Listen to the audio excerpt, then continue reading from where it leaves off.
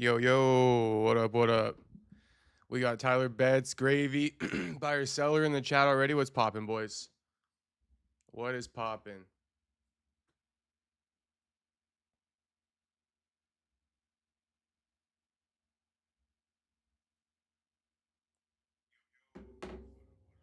Shit, there might be an echo in a second. Let me fix that.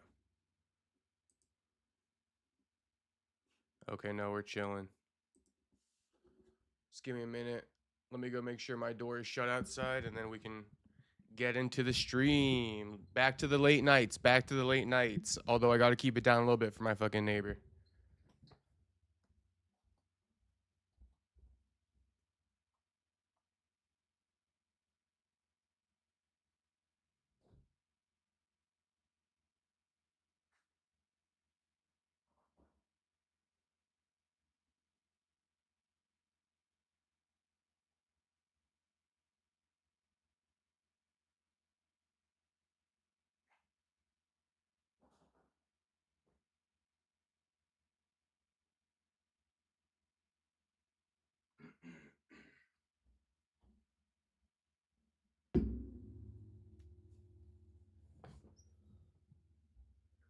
All right, you boys see the headline. You boys see the headline. The thumbnail. Alex Pereira, Tracy Cortez broken up just 8 days after going public with their relationship on New Year's Eve. Crazy work by Alex, ain't it? Crazy work by Alex. Homie just wanted to hit. It wasn't no PR relationship. He just wanted to hit. But shit, he got to stop posting these chicks because he coming off like a simp. He did the same exact thing to Polyana Viana though. Posted her on IG, let the whole community know he's hitting that, and then he fucking dumps her. So I don't know. I don't know who's gonna be wanting to hit Tracy Cortez now that Alex Pereira is done with her. On top of, Brian Ortega, everybody. But yeah, this is the news. Here's what Alex said. Thank you, my fans, for all the love. I would like to communicate with you guys that even though me and Tracy shared great moments together, we decided it would be better for the both of us to go our separate ways. I wish her nothing but the best in her journey. So I feel like now is the time to remember what was of Alex Pereira and Tracy Cortez. But first, Alex Pereira posted a little something of him sulking after the breakup. So let's take a look at that, and then we will remember the romance that was Alex Pereira and Tracy Cortez. Everybody, like the stream real quick. Before we play the video, everybody like the stream, subscribe if you're not subscribed, and here we go with the video. Catch and release. Exactly, Tom Berry. Catch and release, as I like to call it as well. Except, if you're going to be catching and releasing, no need to post them, homie. I mean, posting a kissy face, like, you're also putting your business out there to all the future ladies who might want to be messing with Pereira, but shit, I don't think they're going to care, to be honest with you.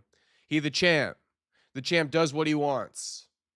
He could post the chicks he's getting with and still get the rest of them. He gonna worry about that later. Shout out to Pereira. Chad, what's poppin', Miata boy? Definition of Chad. Hey, you can take the man out of the favela, but you can't take the favela out of the man. All right, let's watch Pereira sulking, running in the rain after the breakup.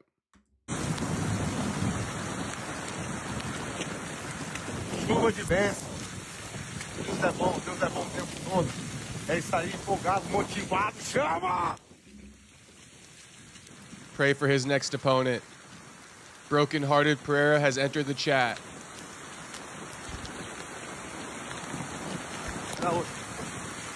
Pray for him and Ilya's next opponents. Shit, put them on the same card.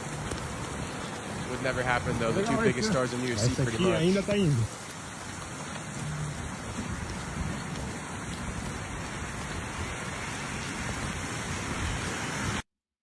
All right, let's remember the love that was, shall we? I posted a couple things, but we could look back on a couple other ones. We'll get to mine first, though. All right, day one, New Year's Eve, the romance. Ana Novo. All right, Ana Novo, whatever that means. Entrando 2026. All right. The obligatory story post announcing their love for one another. They celebrated New Year's Eve. I wish we could cue some like romantic music, but YouTube ain't ever letting me do it. Weird one says, "Hey Jay, this has got to be HT. HT, please tell me that's you, homie." Because I saw your name earlier in another comment, and I'm like, bro, is that HT or what? You're typing like HT. Anyway, back to it. So, you know, they announced their relationship, right? Then the ex boyfriend comes in, Brian Ortega, Mr. Blue Eyes. He comes in, he reacts. He issues a statement of his own. He goes, "I see you guys hitting me up trying to get a rise out of me. Y'all creative, I give you that. Listen up. I'm beyond happy and been happy. It ain't my style to talk about others' personal life and choices, nor is it my business. My business is my family and my career. 2026 and every year after will always be about them." Okay, so we heard from the ex-boyfriend. Then what do we get? Well, actually, then we got some training footage. Should I pull that up first? Look at this. Pereira just dominating the timeline right now. Dominating the timeline with this fucking running in the rain.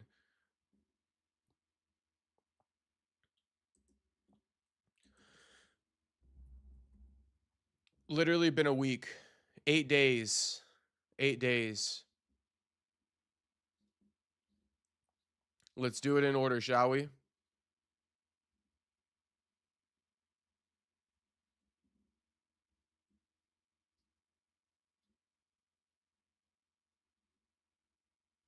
It's going to take a second, but these boys posted it for sure. All right, Alex and Tracy training side by side in the gym.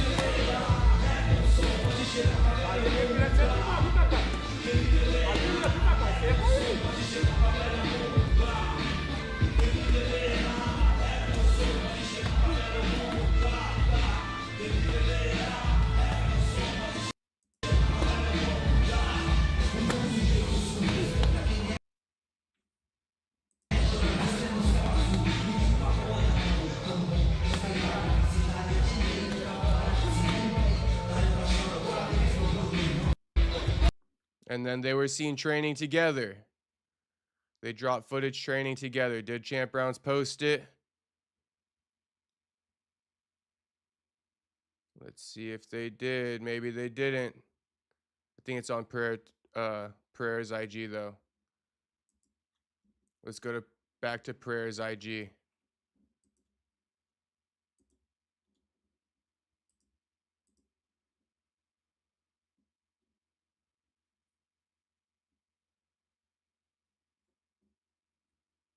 Not on here.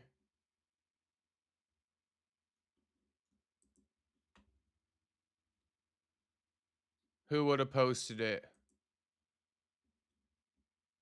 Well, we'll skip that one for now. Then we got Tracy asking Alex to marry her, if he will marry her. You want to marry me? This was the end right here. This was the end. Sim ou não? Sim ou não? Chama. Baby, are you gonna want to marry me? Alex. Red flag run. Sim ou não? Sim ou não? Chama. That was the end right there. That was the end. Alex knew. He said, "We can't let this go any further. I'm out. I'm out." Who would have posted it? Maybe like yeah,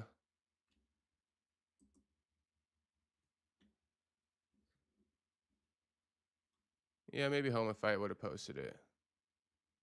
Let's see. We'll move on after this though.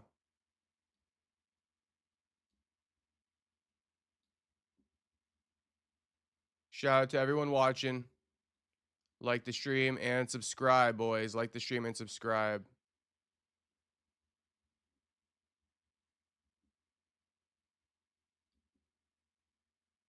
This will be my last attempt. Yep, here it is. All right. Alex teaching Tracy a signature combination from kickboxing. All right. So this will conclude the romance that was Alex and Tracy. R.I.P. Never forget. What are we going to call it? 1/1/2026 to 1/8/2026. Never forget. A whole 7 days.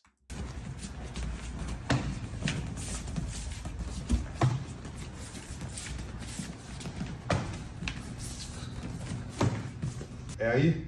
Estica seu braço. Não, só esticar o braço. Aí. Esse? É, perfeito. Beleza. Então chegou aqui. Cheguei aqui. Entrei, ó. 1, 2. Tô mais próximo agora. Entendeu? Então agora eu vou fazer o quê? Vou dar o gancho, ó. Lembra do pé? Chutei. Ok. Vem, de aliado. Ó. Isso, tá aqui. Aí mete o gancho. Isso. Aí eu vou jogar o diretão. Arrasta o pé. Pum. Entendeu? Sim.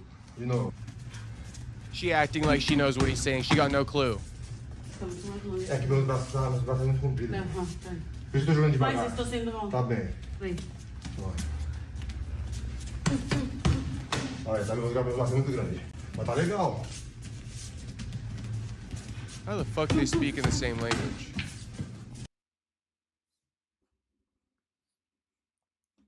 All right, so shout out to Alex and Tracy. RIP 1/1/26 to fucking, I forget what, 1/8/26. Let's read some of the chats from you boys. Tyler Betts saying he straight incubused her. Shout out Pereira. I bet you he was buying her Plan B and shit too. You know he was hitting that raw. You know Pereira was hitting that raw. Shout out to Pereira. What else we got in here? HT. Oh, what up, AD? What's up, Jacob and crew? What's poppin', homie? I'm just chilling. Had a good day today. Just got back from the gym.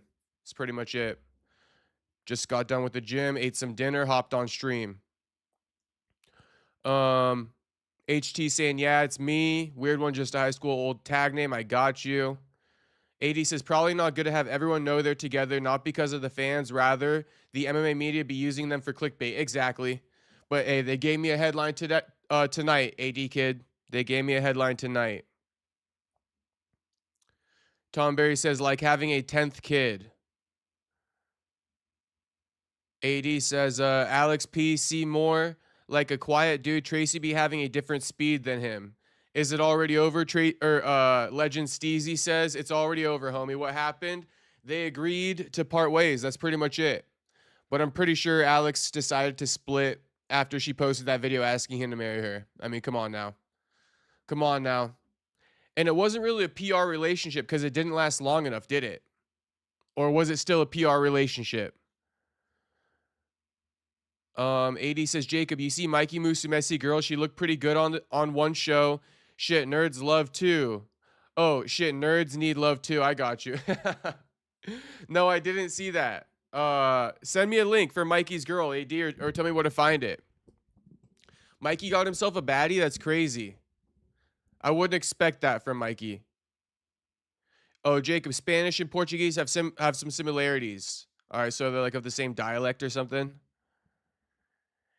Tyler Betts says maybe her booty wasn't tight enough. You know how Chama rolls. Shit, I figure I know how he rolls. I don't fully know, but I think I might have an idea. I think I might have an idea, Tyler Betts. You can only do the honeymoon phase for so long with a heavy language barrier. I mean, yeah, they're probably understanding like every other word, huh? It can't be every word they're understanding. Obviously, they both understand like see and no and shit, but they're understanding like every other word. The whole hotel incident. He just needs her soul for power for his next fight. That's crazy work, Tyler Betts. That's crazy work. But shout out to Poeton. I mean, if you guys want to know whether or not I respect his game, I respect the game.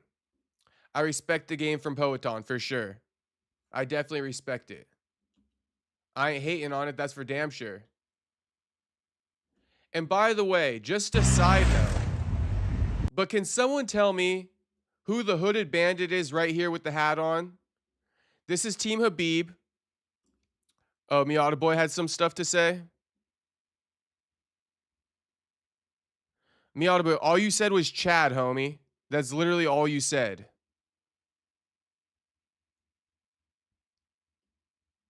All you said was Chad, homie. Miata Boy. Literally all you said, homie. I mean, you got to redrop them. I don't know why they didn't go through. Scroll up. You didn't drop any chats. Someone please tell me. We need to move on from topics now to find out who this hooded bandit in the hat is right here. Please don't tell me this is who I think it is. I'm not going to give you guys any hints. We're going to slow-mo it. Okay, but please do not tell me who I think this fucking is. Like I said, these boys are in the US, San Francisco. I need to know who's this hooded bandit right here in the hat. This is Habib in the hood right here in the front, in the sunglasses. Who is the hooded bandit in the hat and hood?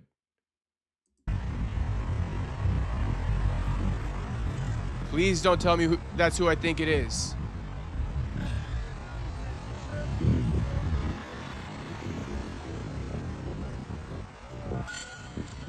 It's fucking him, isn't it? Isn't it? Who is that? Drop it in the chat right now. Who is that? John Pork. No, it can't be. It can't be. His visa needs to be revoked, bro. What the fuck is going on here? I gotta watch my fucking yelling, bro, because my neighbor upstairs, she's gonna fucking kill me. But his visa needs to be revoked. This makes me hate the US. This makes me hate my fucking own country. We are so fucking stupid letting this motherfucker back in after assaulting one of our citizens caught on camera and self-snitching. That's Dennis Opp. Yes, John Pork. Arrest him now. Arrest him yesterday. San Francisco Police Department. I mean, who the fuck do I need to contact? LOL, your neighbor. She's going to be so pissed off, but this has to be Shanko. Like I said before, his visa needs to be revoked. You don't get to come to our country and attack our citizens and come back like this. This is fucking disgusting. What the fuck's Trump doing? Attacking Venezuela? Get on fucking John Pork's ass. This is more important right now. Motherfucking John Pork in the flesh. I can't believe it. I can't believe my eyes. Looking like a Unabomber coming for Dennis. He must be here on a fake visa. He looks like he's hiding low-key because he knew. He knows I'm looking for him. He knows I'm looking for him. He's hiding low-key. Hat and hood. He ain't no Khabib. Look at these two. Showing their face, right? Showing their faces because they got nothing to hide. He's here on a fake visa. John Pork is here on a fake visa. He acting Hollywood like Habib. He ain't got half the clout as Habib. Why the fuck he acting Hollywood? Because he's hiding from police. He here on a fake visa. He's probably here on Islam's visa because they're literally fucking twins. This motherfucker. Let me find out he's here on a fake ass visa. Let me find out. Let me find out.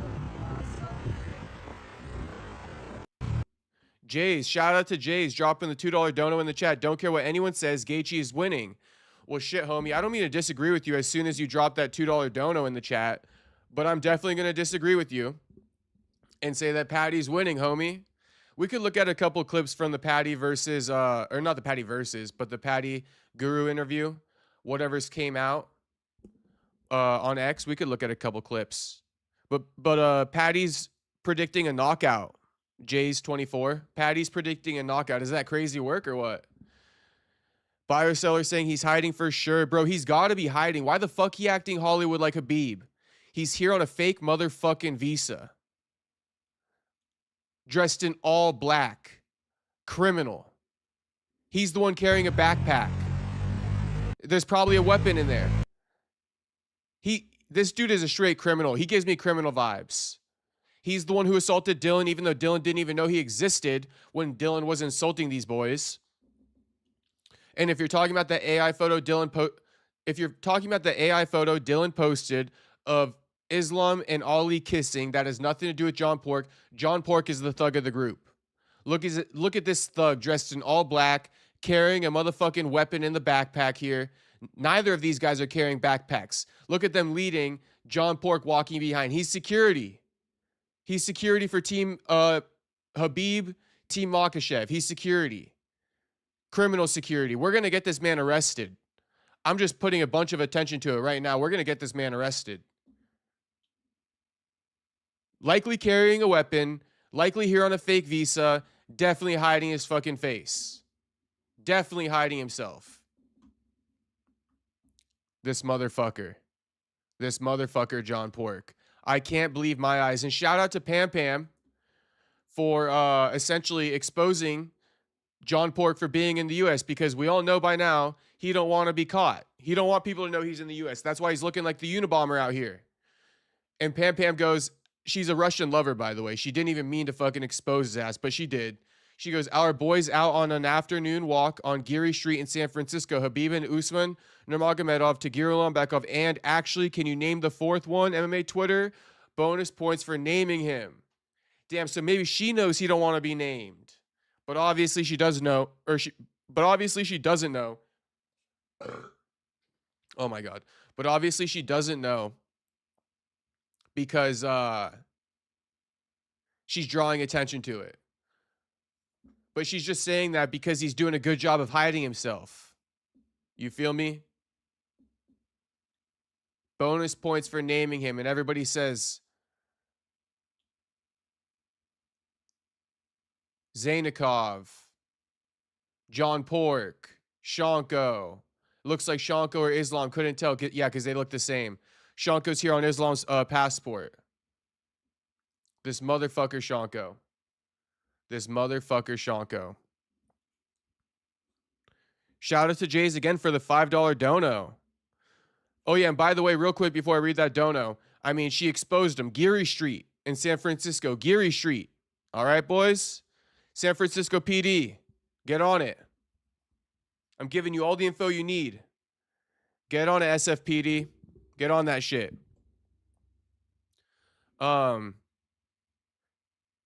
Miata Boy responding to Jay's chat saying facts. What did Jay have to say? Thank you for the $5 dono, homie. Much appreciated. Jay says, nah, brother. Gaethje loses were... Oh, wait. Gaethje's losses were honorable, but Paddy been fighting cans. Rob Jared Gordon. Keep up with the content. My man, I'm going to keep up with it, homie. Keep tuning into the streams. I like having you in here.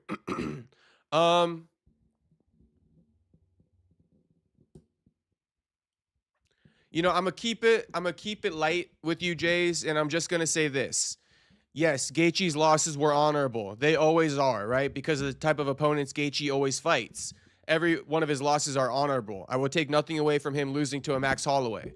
I give him credit for taking the opportunity, or giving Max the opportunity, whatever you want to call it. You know, getting knocked out by Dustin Poirier, honorable. So nothing against Justin Gaethje, but I will choose to give respect to Paddy here as well. I can have respect for both fighters, and I mean, I pretty much do going into this one. Paddy been fighting cans. I mean, yeah, but I think he's done a good job with the competition he's been given. You know, a lot of people want to critique Paddy. Sure, he might have been fighting cans, so to speak. But, you know, Gaethje got to fight a Chandler too. Paddy fought a Chandler. You know, Tony Ferguson's just part of the game, man. Tony Ferguson's just part of the game. Bobby Green, you know, he was doing good for a while there. I mean, calling Bobby Green a can is kind of crazy. The Jared Gordon fight, man, I'm not going to complain about that too much. I'm not going to complain about that too much. I don't like to be complaining about these close fights, you know. If you're going to complain as the fighter, shit, you should have fucking made it more obvious that you won, you know. But anyway, shout out to Jays for the $5. I guess I'll conclude my response to his chat by just saying, I got respect for both guys. Going into this fight, I got respect for both guys. That's really what I'm trying to say. I don't want that to get lost in translation. I got respect for both guys. If you want to know who I'm picking, I already told you I'm picking Paddy. But my man Jay, we will be debating it as time goes on here. So stay tuned in the fucking live streams, homie. And Miata Boy's asking, did his chat go through? Let me look. Yeah, Miata Boy says, I was wondering what Alex and Cortez were on that flight for. Shama was dropping her back off to T-City dogging. Oh, that's too good. That's too good, Miata Boy. Maybe he was flying her back home. She got a first-class flight out of the relationship with Shama. Short-lived.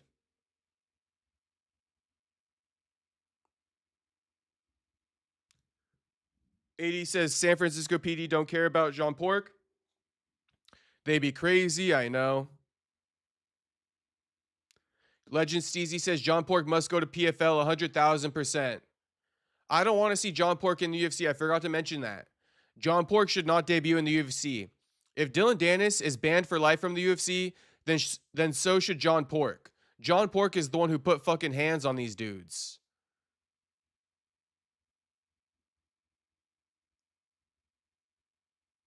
John Pork dodging pigs. No pun intended, huh?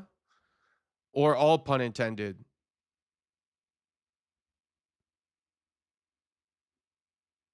Buyer Seller says Paddy might submit Gaethje, but unless he worked on his stand-up, I think Gaethje outboxes him.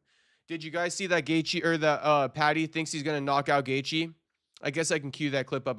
I've mentioned that twice now. Tom D says, "Yo, what's good, squad? What's poppin', Tom D?" We just chopping it up per usual, just chatting, going off on John Pork. Recapping the Pereira Tracy Cortez romance that lasted 7 days. Shit, that's what we're up to, homie. If you got any connections to the SFPD, please let them know. John Pork is in the US on a fake visa, carrying weapons most likely. And what else? And he's currently hiding from police. He's evading police as we speak. All right. If anyone has any connections to SFPD, please let them know that. Please screen record whatever you need to from the stream and send it over to them. Please and thank you. What else we got in here?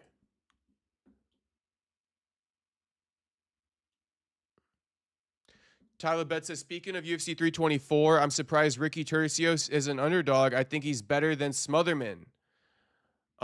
Interesting. You know, Ricky Turcios, my jury's still out on him. I thought he was better. I've kind of reduced my expectations with him.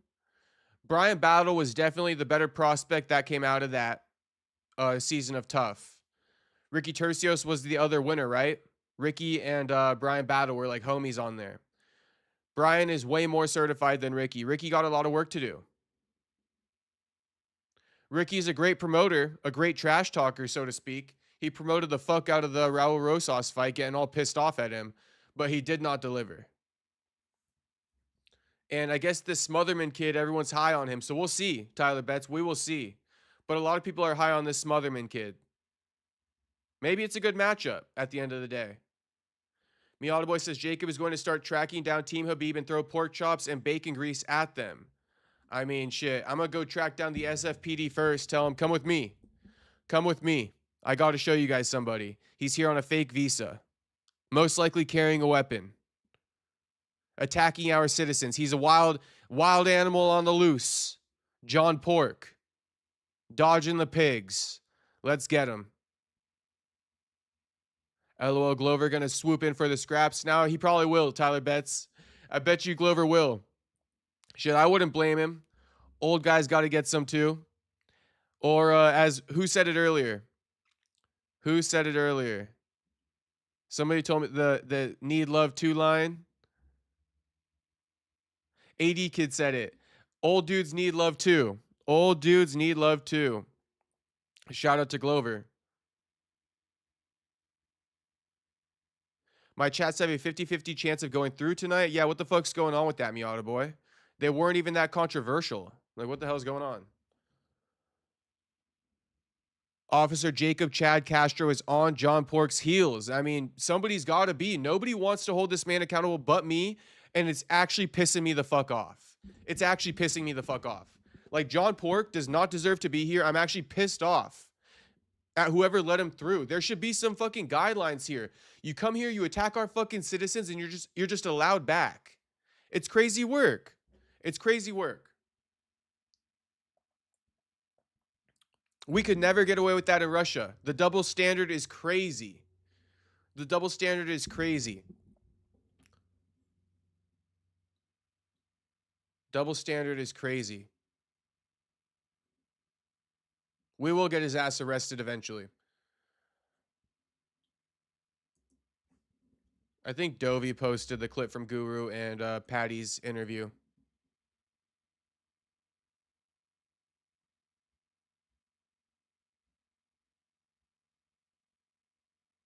Dovey really covering the whole Alex situation. 1, 2, 3.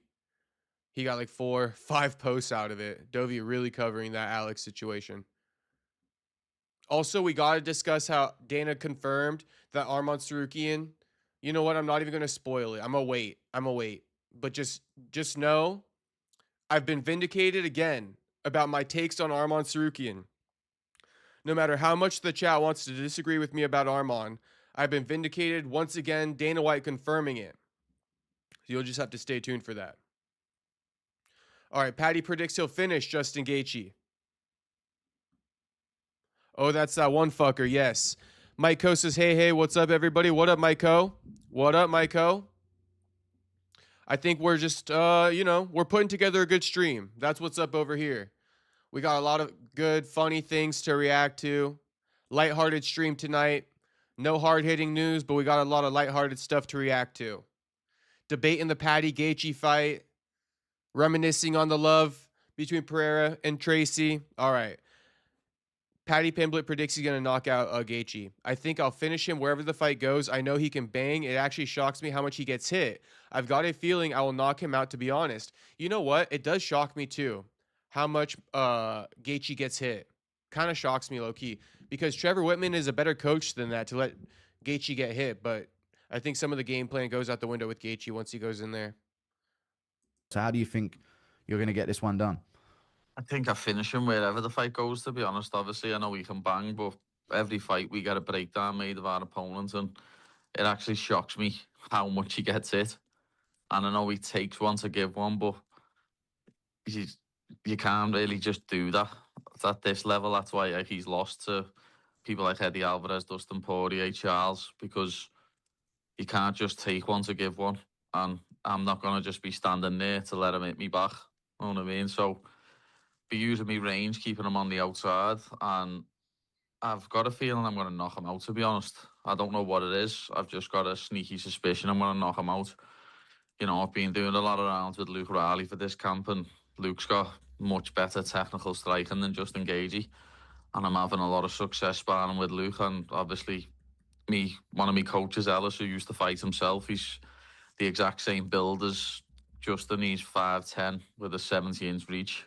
And I've been doing rounds with him. He's literally, because he doesn't fight anymore, lad, and he's just a coach, he's just done Justin's style for me. He hasn't got his own style. He's been doing Justin for me, and just the bits what we're working, I can see me knocking him out or dropping him and then submitting him.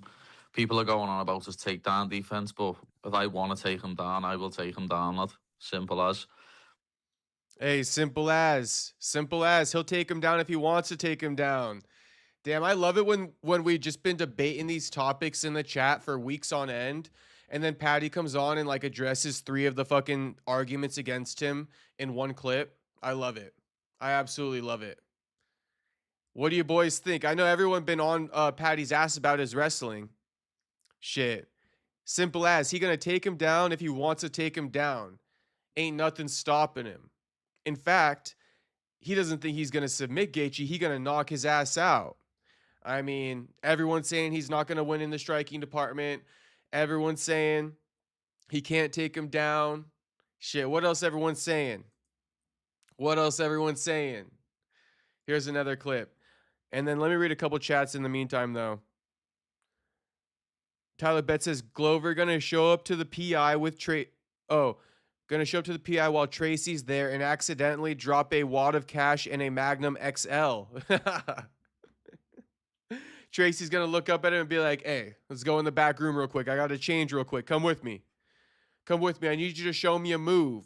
I've been wondering about this jiu-jitsu move. Come in the back room and show me how it's done, Glover. You're a black belt, right? Come show me. Come show me, Glover. I wouldn't be surprised. Tracy needs to humble herself and get with Glover now. That's what I got to say about it. Jacob about to join ICE just to find John Pork. Shit. We're going to hunt his ass down. We're going to find him. MJ World says, W. Jacob, as always, my man MJ. Shout out to MJ. Franklin saying, oh, that's that one fucker. Dang, LOL. Shout out to Franklin. Paddy Pimblett goes off on Arman Tsarukyan wanting a title shot, and Dan Hooker randomly catches a stray. Fuck him, simple as lad. He shouldn't headbutt people at weigh-ins then and pull out of title fights the night before. He can eat shit. All right, so this is going to lead us right into the next topic. Because Dana White confirmed, I was teasing it earlier, now I'm just going to fucking say it. Dana White confirmed Arman Tsarukyan not getting the title shot. Part of the reason why he didn't get it is because he fucking headbutted Dan Hooker at the weigh-ins before his fight at UFC Qatar. Almost ruining another main event. Coming off of fucking ruining a main event against Islam. In his first fight back, you can't make this shit up. Punching dudes in the crowd. I mean, it's the same thing as the John Jones effect. You can't trust that dude. You can't put him in big opportunities. He might fuck it up. He's shown time and time again complete unawareness as far as like the magnitude of the situations he finds himself in and just starts assaulting people. You know, he's a fighter. I'm not going to get on him for assaulting them. But listen, when you're the main event, okay, you can't be headbutting. When you're walking out to fights, you know, sure, him punching him that one time in the crowd, it's fine. But he has a tendency, bro. He's a loose cannon. You can't put him in main events. For title fights. So let me clarify that. For title fights. He is. So what about this fucking Arman fella, dude? What are we saying, this posh cunt? Fuck him. Simple as, lad. I'm getting sick of getting asked about him and people talking about him. Oh, he should be in this interim title fight. He shouldn't fucking headbutt people at weigh-ins then, should he, lad? And punch fans in us when he's walking out, lad, and pull out a title fight the night before. So as far as I'm concerned, lad, he can eat shit, lad. And fucking, as Dana said, he can get back to the drawing board. Nice. Get that one out of the way early on Arman Tsarukyan. He could have been in the mix for this fight, but I just feel like there's a lot of ulterior factors that people aren't considering other than just his recent win over Dan Hooker. I know he's a top contender, but there's a whole lot that he's done wrong before, and this is the big Paramount debut. And lad, people are saying, like, Justin Gaethje, he's older than that, lad. He's 2 years older than Dan Hooker. Dan Hooker's like 2 years younger than him. That's true. Dan Hooker couldn't grapple a fucking rapist off his ma. You know what I mean? He is. So what about this fucking Arman fella, dude? What are we saying, this posh cunt? Miata Boy says MMA Guru is so bad at interviewing fighters. That's all he said. You know, I don't want to get on his ass. I don't even want to get on his ass because it's gonna be giving him advice. So I'm gonna just leave that alone. But all I can say, Miata Boy, is yeah, interviews aren't Guru's strong suit. I mean, I think that's just safe to say. That ain't no hate and shit. I just think interviews aren't really his strong suit.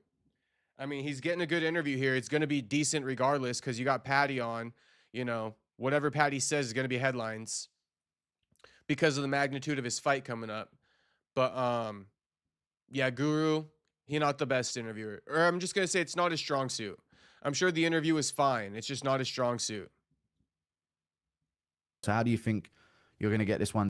Now moving on, Dana White explains why Arman, one of the reasons why Arman didn't get the title shot.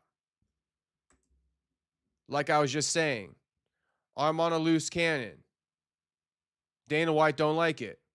Yeah. I obviously am not one of these fans, but some fans thought Arman should have been the one to get a 155 title pound shot. We knew that would happen too. Of course. Did the headbutt play any factor in the decision to not go with him? It did, right? A lot of things have factored in. You know, Yeah. Yes. And then as far as this, yeah. Yes. 100%. 100% the headbutt had something to do with it. Oh, my bad. I didn't mean to not show you guys.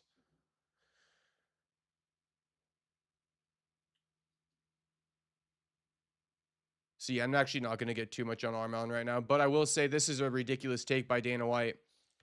Dana White says his favorite fight on UFC 324 is Amanda Nunes versus Kayla Harrison. It's absolutely the best women's fight ever. I mean, insanity, bro. Insanity.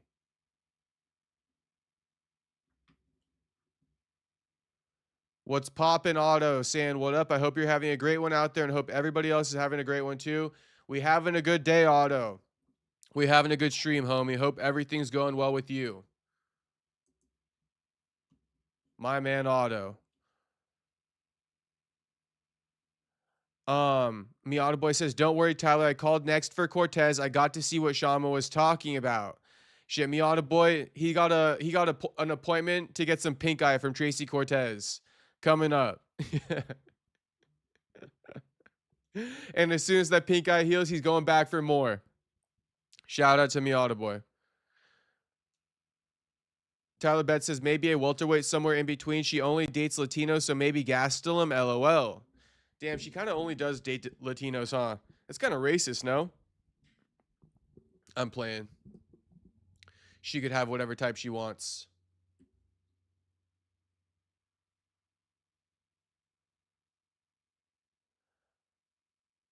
Okay, so I think the next topic to get into. Well, first of all, let me point this out. This is kind of crazy. I didn't even know you could do something like this. But Rafael Lovato Jr., right? If you guys don't know him, jiu-jitsu legend, grappling world champion, former Bellator middleweight world champion, beat Gegard Mousasi, if I'm not mistaken. But he's 42 years old. He retired from MMA because he had some type of brain issue. Swelling, or not really CTE, but some other brain issue. So he retired from MMA and went back to grappling. And now he's apparently going to make his wrestling debut for college. His college wrestling debut for Oklahoma City University at the NWCA National Duels on January 9th and 10th. I mean, I didn't know that you could compete in college wrestling at 42 years old. I thought there was a fucking age limit. So what, like I could just go back to college right now and like wrestle? Being that I'm 29? I didn't know you could do that. I thought there was an age limit for that shit. And you could do that in the NFL too? Like if you just go to college for the first time at 27, you could just still play sports? There's something not really fair about that. But anyway, Rafael Lovato, 42 years old, going to make his college wrestling debut January 9th and 10th, if you guys want to check it out. But that's definitely some news to like react to right there. College wrestling debut, jiu-jitsu legend, champion, MMA champion.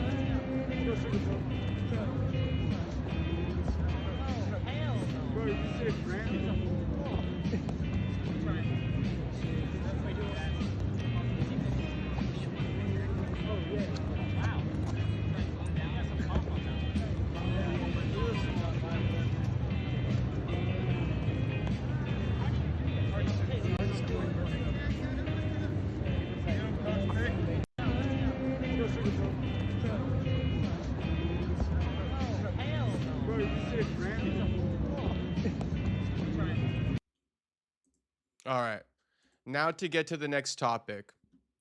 So last night, a little bit of crazy work from Usman. I'm not gonna lie to you guys. A little bit of crazy work from Usman.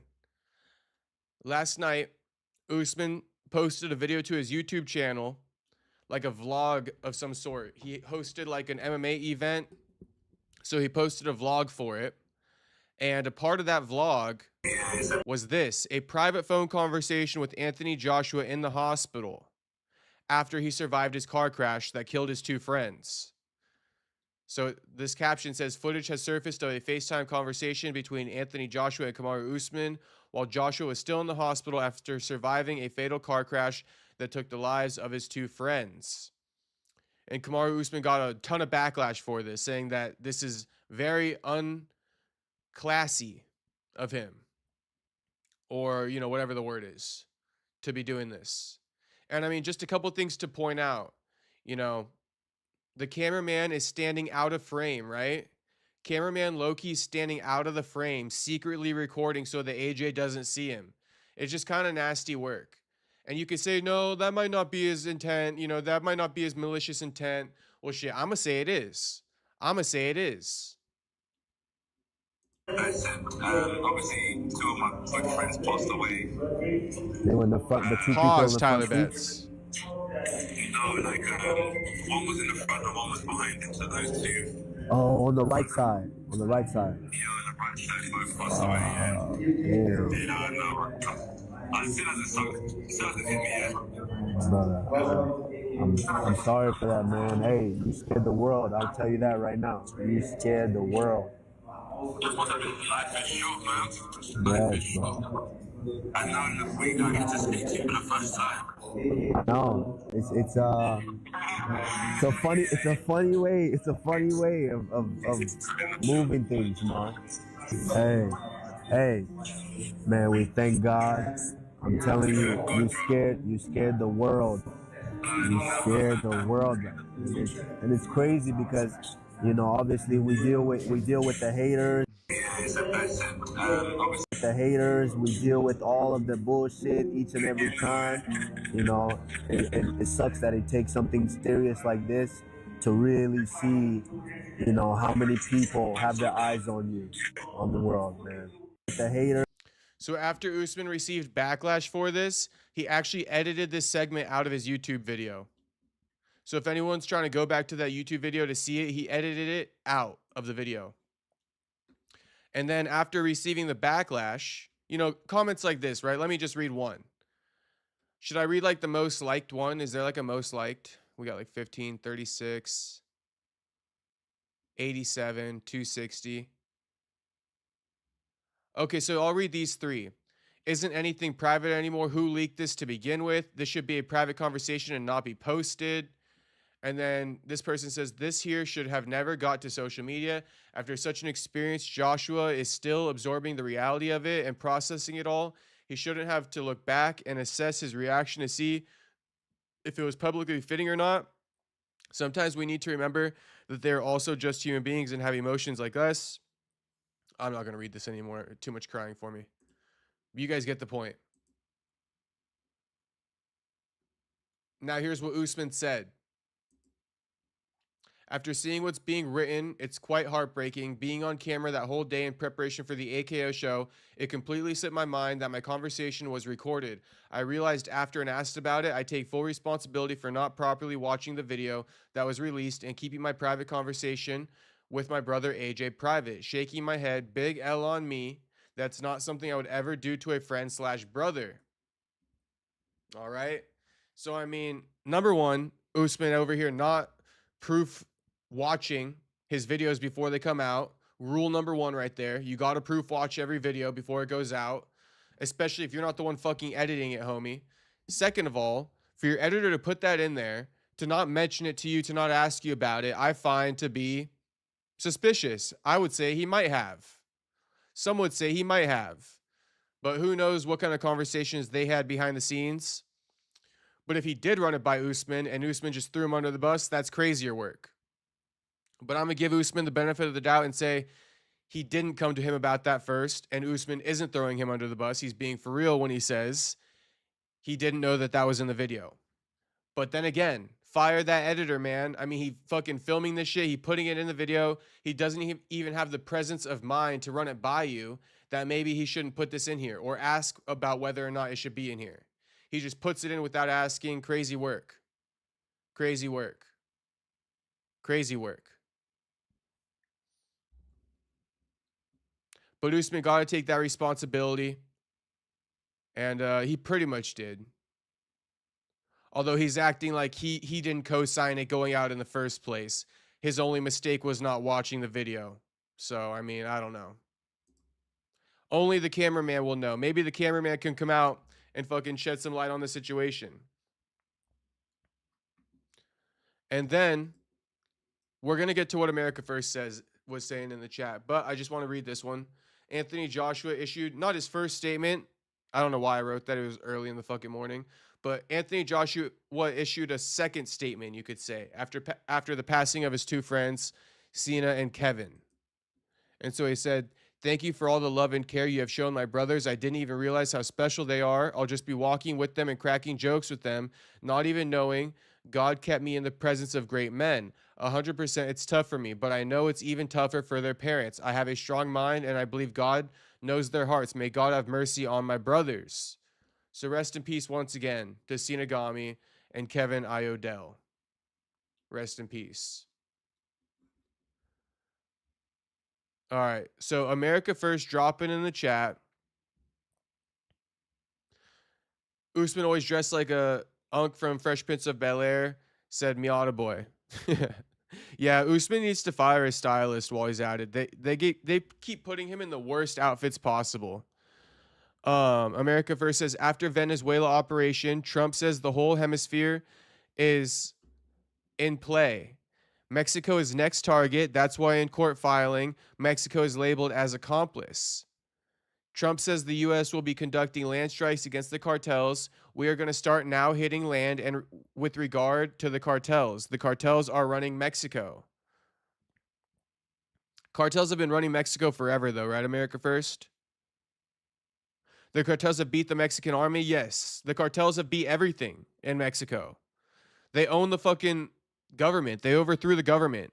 Anyone ever watch the... Shoot, I'm going to forget it. Narcos. Anyone ever watch Narcos? Narcos pretty much tells a good picture of the story. They paint a good picture of the story, I should say. America, we need you right now. A lot of news lately. Shit, there's been a lot of news lately, America First. Lots of news. Any updates on Venezuela or what?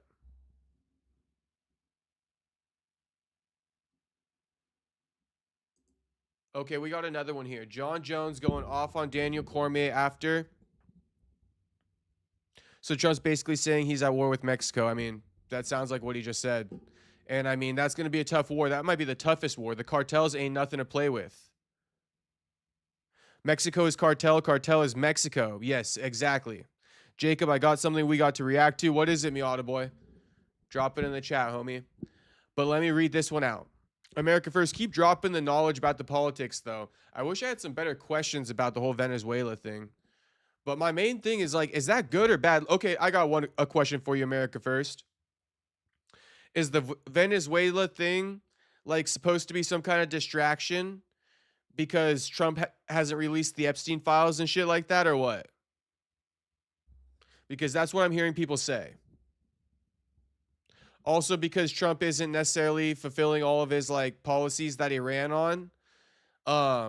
People are saying, like, he's just trying to distract them, get an easy dub in Venezuela to win over the hearts of the Americans again.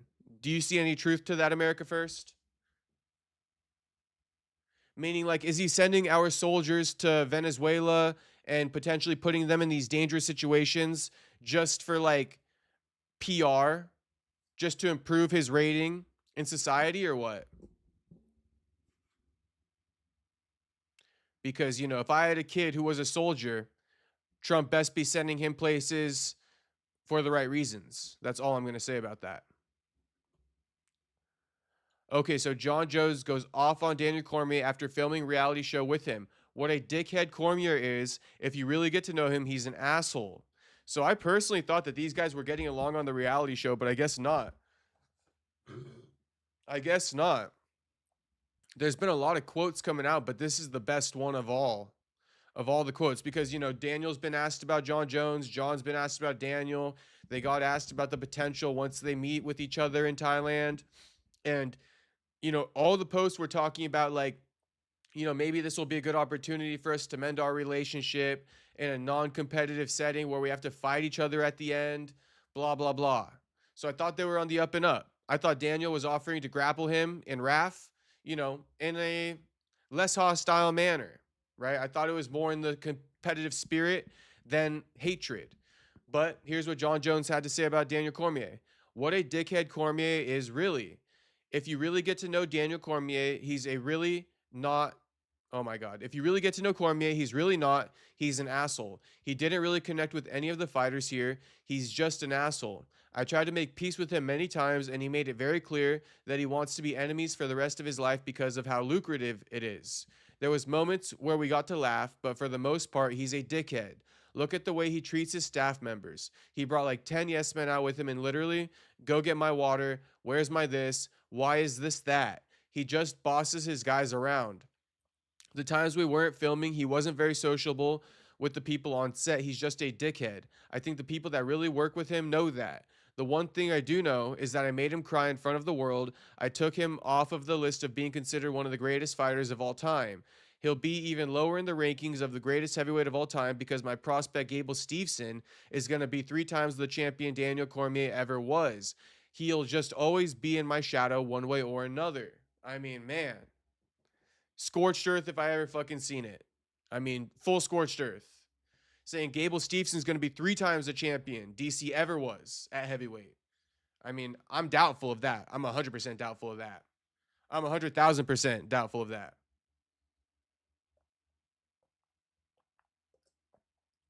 No way Gable's going to be the next fucking DC. There's just absolutely no way. He's not even going to beat DC's fucking record. He might not even become a heavyweight champion. We will see. The jury is still out.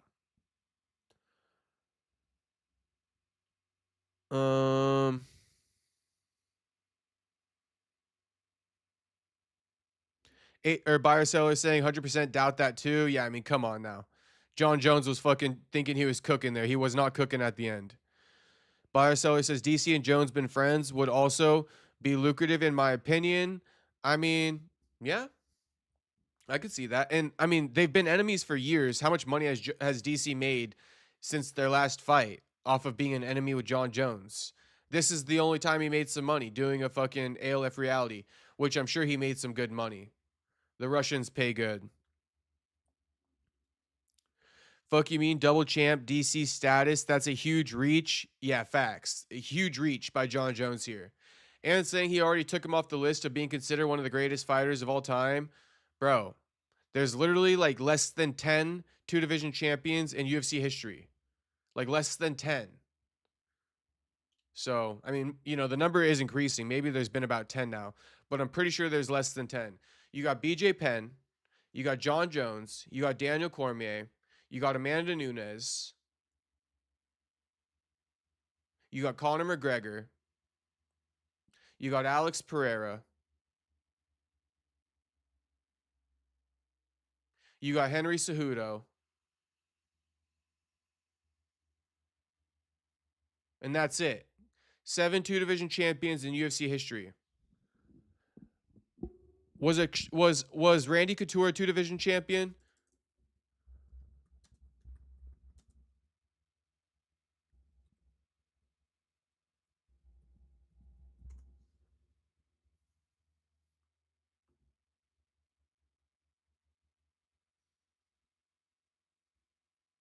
Okay, Randy Couture was also a two-division champion, so call it 8.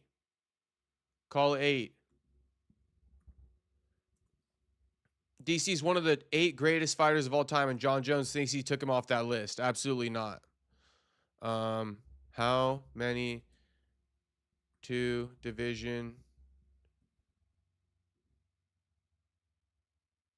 Oh, 11. Okay, so it's been 11. Let's go over it. Okay. Yeah, I missed a couple. Volk was not an interim lightweight champion. What the fuck is going on here? Okay, but it's Randy Couture, BJ Penn, GSP, McGregor, DC, Amanda Nunes, Henry Cejudo, John Jones, Pereira, and Islam. So there's been 10. There's been 10.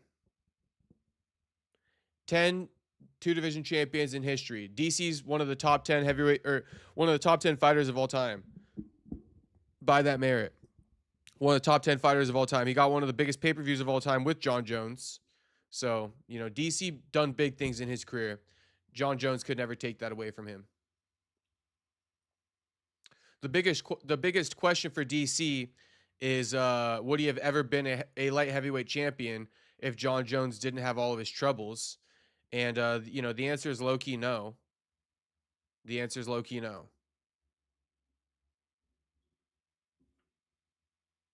GSP, Ilya, Islam, Connor was the first. Oh wait, yeah, wait. Ilya 2, right? Ilya 2. So there's been 11. There's been 11. I don't know why they put Volk in here. There has been 11, but not Volk. Ilya is a part of it. Damn, AI low-key wrong sometimes.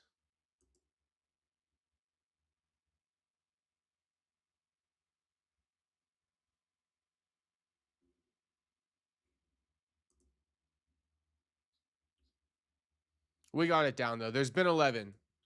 Someone let me know if there's any other ones. There's 2 videos to react to.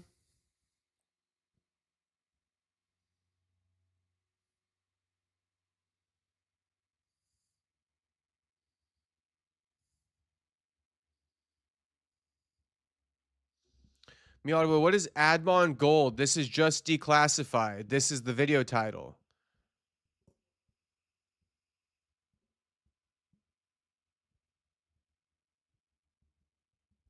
Because he got his belt back AI dumb.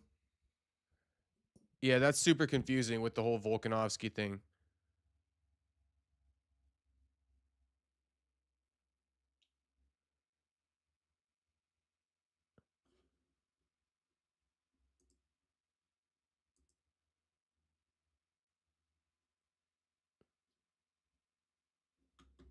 Okay, oh, I got something else to react to. We got more footage of Adam 22 training for his upcoming boxing match against Jason Love.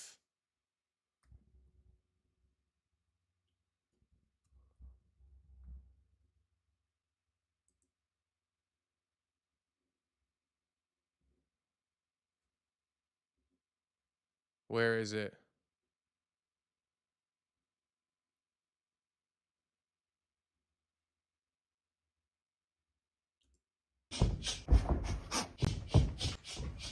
Roll under after that. Hold on. It's about Trump in Venezuela. Shit, we can't. I don't think we're gonna watch that one on here, Miata boy.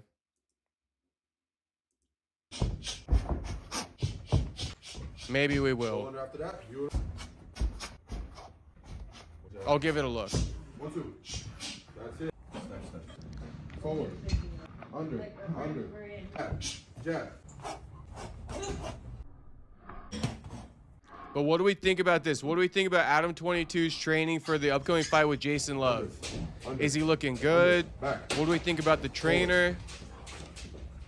I want to know some thoughts about this. Earlier in the week. 100%. He's picking up quick.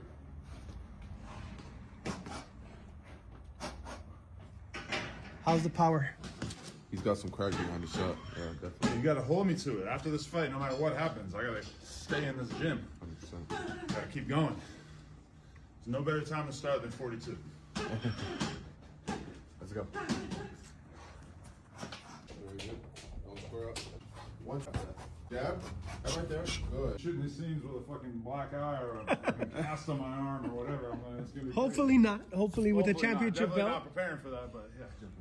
But I will tell you this. Roger Mayweather told me once, David, if a fighter drinks, let him drink. If he smokes, let him smoke. So Adam does what he does. Exactly.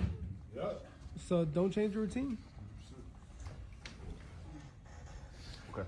All right, Miata boy, I'll take a look at the video.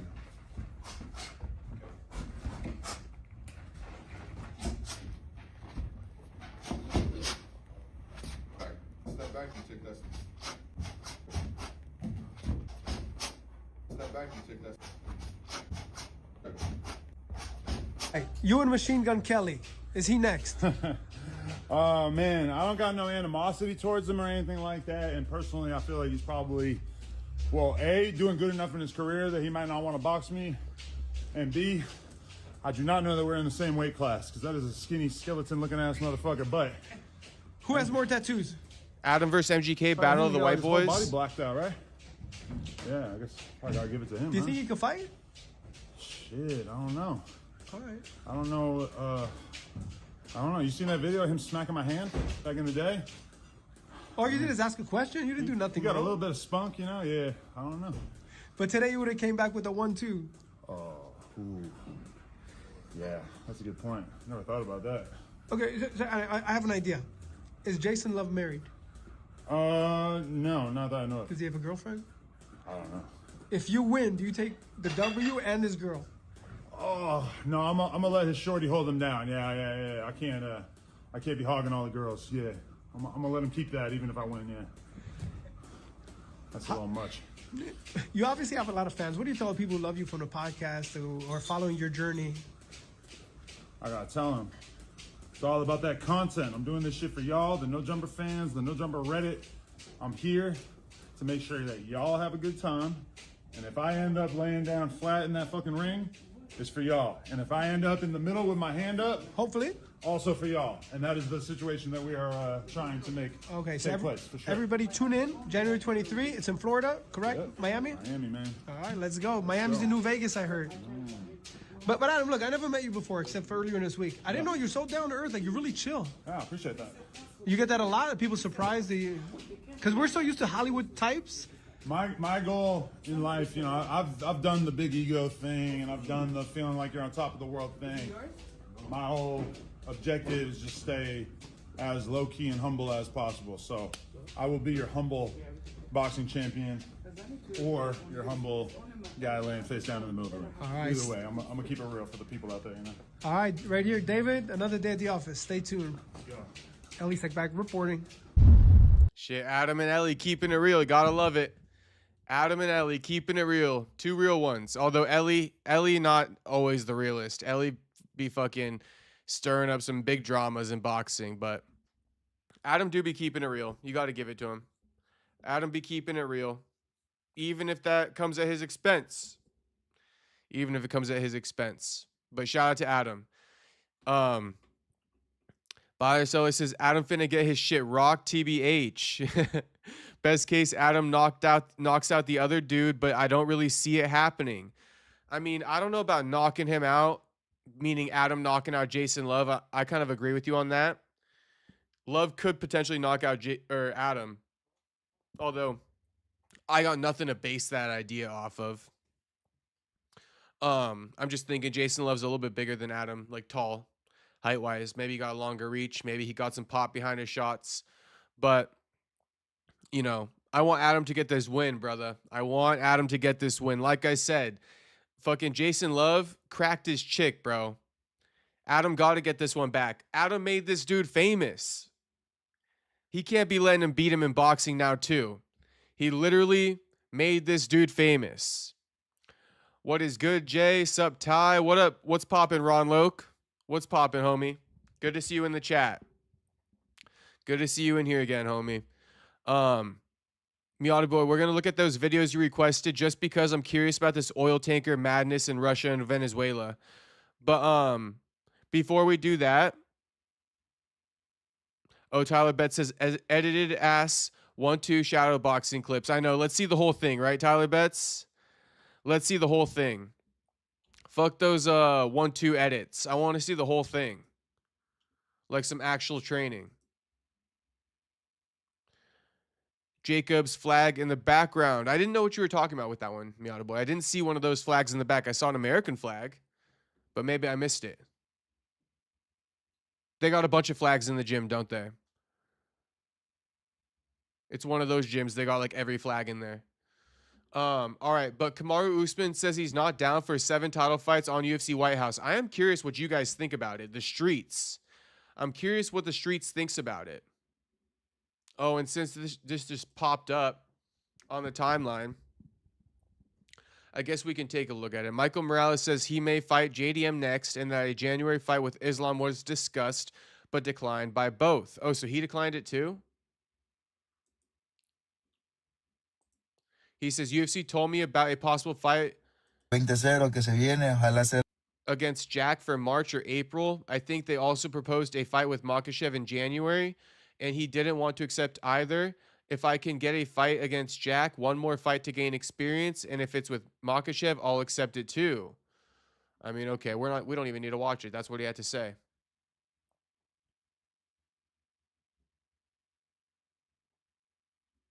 No, we're gonna watch it anyway, but it's subtitles you got to read. Esperamos ahorita el 20-0 que se viene. Ojalá sea la oportunidad por el cinturón, que ya estamos en ese tema metidos. No se sabe si peleamos en junio o un poquito antes, dependiendo del rival. Pero ya estamos como que avanzando en el tema de pelear ya. Vi que mencionaste por ahí en una entrevista a Jack de la Magdalena. ¿Es algo que tú quieres, que te gustaría, o ya es algo que el UFC por ahí te comentó?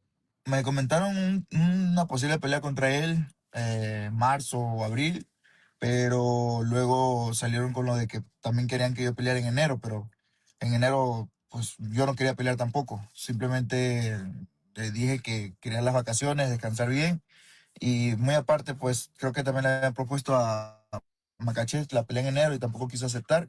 Estábamos de acuerdo en eso, en que en enero nadie quería pelear. Pero ahora en junio, julio, a lo mejor y sí. Y si me dan la pelea contra Magdalena, mejor. Una pelea más de experiencia. Y si es con Makhachev, también la voy a aceptar. No tengo problema. Esperamos. Okay, so January was too soon of a return for Morales too, in hindsight. That's what he's saying. And he's saying if he, you know, he's down to fight Islam. He just wasn't too down to fight him in January. But if JDM gets offered to him before Islam, mid 2026, that would be even better because he gets more experience against the former champ. Then he could fight the champ. But if he gets the opportunity against the champ in mid 2026, then he'll take that too. So interesting. So he wasn't down to fight in January either. Too quick of a turnaround for him as well. Ron Loke saying Morales versus Buckley is a good matchup. It is a good matchup. I just think that now, with Morales getting the win over Brady, it's just tough to book that. But, you know, like I've been saying in the chat for a little bit now, Joaquin was expecting to fight Michael because they were closer in ranking, right? Michael had, I think, beat Gilbert, if I'm not mistaken. He beat Gilbert or I mean, he beat them both. But he beat Gilbert. No, Gilbert, right?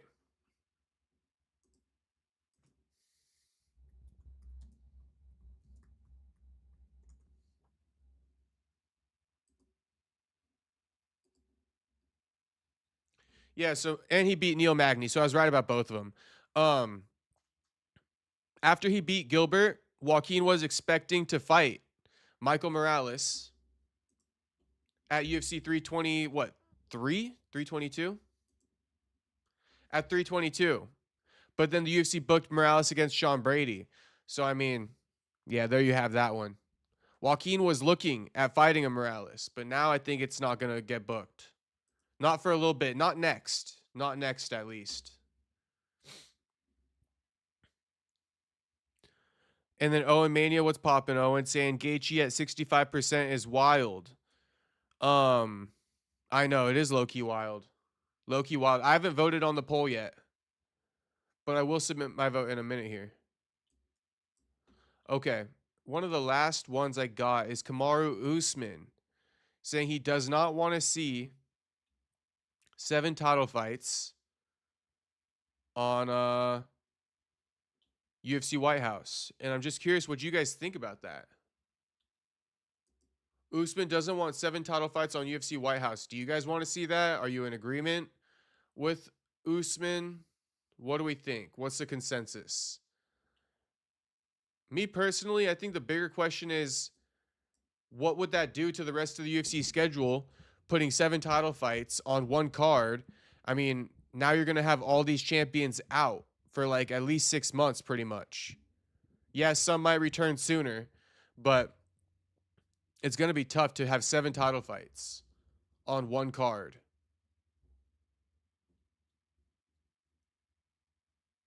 As far as planning out for the entire year, because the UFC hosts a lot of shows. So I don't know how that's going to work. But would I like to see it? I mean, of course I'd like to see it. Ryzen just did it for their New Year's event, and I loved it. I think it was 5, back to back to back. But here's Usman's take. I think they wrote out the quote too. Usman says, Who the fuck wants to watch 7 title fights back to back, 5-round title fights? I think it's a bad idea. Honestly, I might be asleep by title fight number 3. But then they're talking this 6, 7 title fights. First and foremost, Henry, pardon my French, but who the fuck wants to watch 7 title fights back to back, to 5-round title fights back to back to back? What if the 4 or the 5 or the 6 in a row are boring? I think it's a bad idea. Bad idea, because first of all, we want to see contender fights. We want to see guys who are willing to go risk their lives out there. When you're the champion, your whole goal is to keep that. You want to be smart. You want to be tactical. You want to strategically retain your title. Champions aren't going out there to just go, yeah, we're going to throw caution to the wind and just swing for the fences like we're in a bar fight. That's not what champions do, because that's not what gets you to be a champion. You got to be smarter than everybody else. And listen, so this whole notion of let's put 6 title fights on there, I think that's a bad idea. And honestly, I might be asleep by round 3, by title fight 3. I might be asleep. Yeah, I don't doubt it. Usman will definitely be sleeping. Unk will definitely be passed out. Uncle But Usman. then they're talking. But look, who the fuck wants to watch 7 title fights back to back? MMA fans, everyone. With the old Russell Westbrook meme. Me, I want to watch this, would be an insanely long card. Just do a men division only. Men division fight only. He's retarded, agreed. So there's a mixed bag on what people think. But Ron Loke saying 3 maybe plus BMF. Yeah, I could go with that one, Ron Loke. 3 plus BMF. I could definitely go with that. 3 plus BMF sounds good to me. It gives, it leaves enough room for other champions to fight while these 3 champions take some time off after their fights. So I like that. Because, I mean, for every numbered card, you in theory, you want to have it be a title fight. Even if they're not pay-per-views anymore, I think for every numbered card, in theory, you want to make it be a title fight. And so if they're happening every month,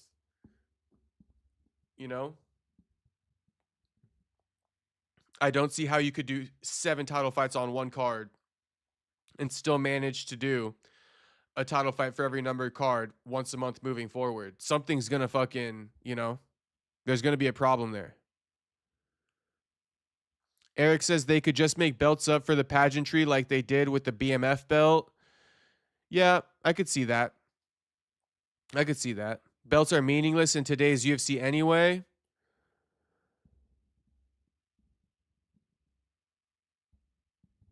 In some cases. It just depends on like the narrative you're looking at. Like if you are looking at it from the Nate Diaz perspective and the George Masvidal perspective, yeah, belts are pointless, right? So it just depends like what perspective you're looking at with that. But obviously belts do have a meaning to it, but they're like, I'll add to the point, there's been a lot of people who become champion and it's like super insignificant. I'm going to give you one example, Bilal Muhammad, right? I mean, belt might as well have been meaningless. He became the champion. He did nothing with it. JDM, he became the champion. He did nothing with it. So, yeah, to some degree, belts are meaningless. But at the same time, they hold precedent with these cards, these numbered cards and shit like that, main events.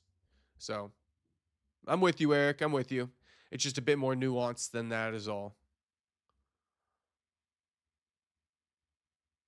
America First says everyone will be betting on Paddy, so the fix is in. Gaethje will win, then fight in the White House card. Watch and see. America First, that can't happen, homie. That absolutely cannot happen. We want to see Paddy versus Ilya. I'm gonna fucking die saying that, aren't I? Those are gonna be like my famous last words. All right. Now, Miata boy, you still in the chat? If you're not in the chat, we're not going to watch the videos you suggested. But if you're in the chat, we can watch them.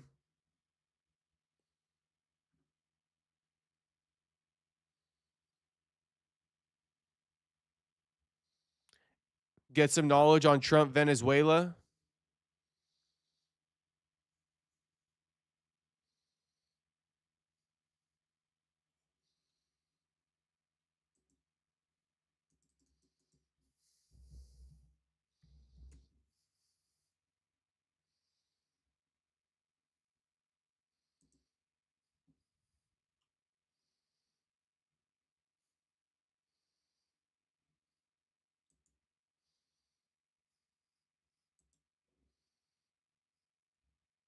This just got declassified.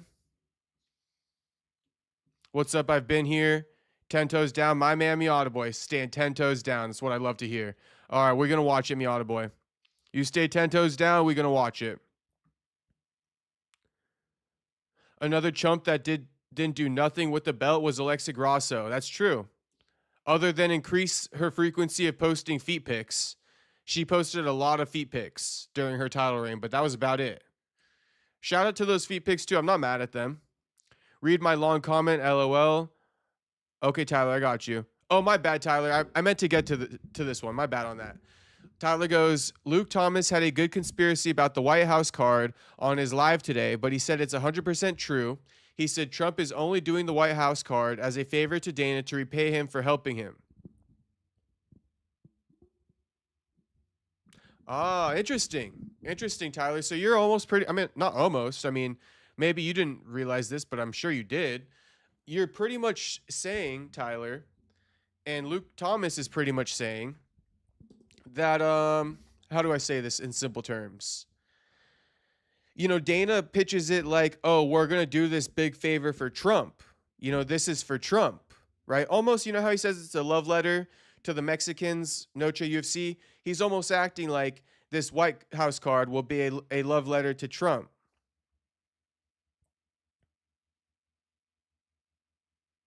Oh, you're saying for becoming president with the success of the UFC during COVID and all that. No, I got you. I got you. I got you, Tyler.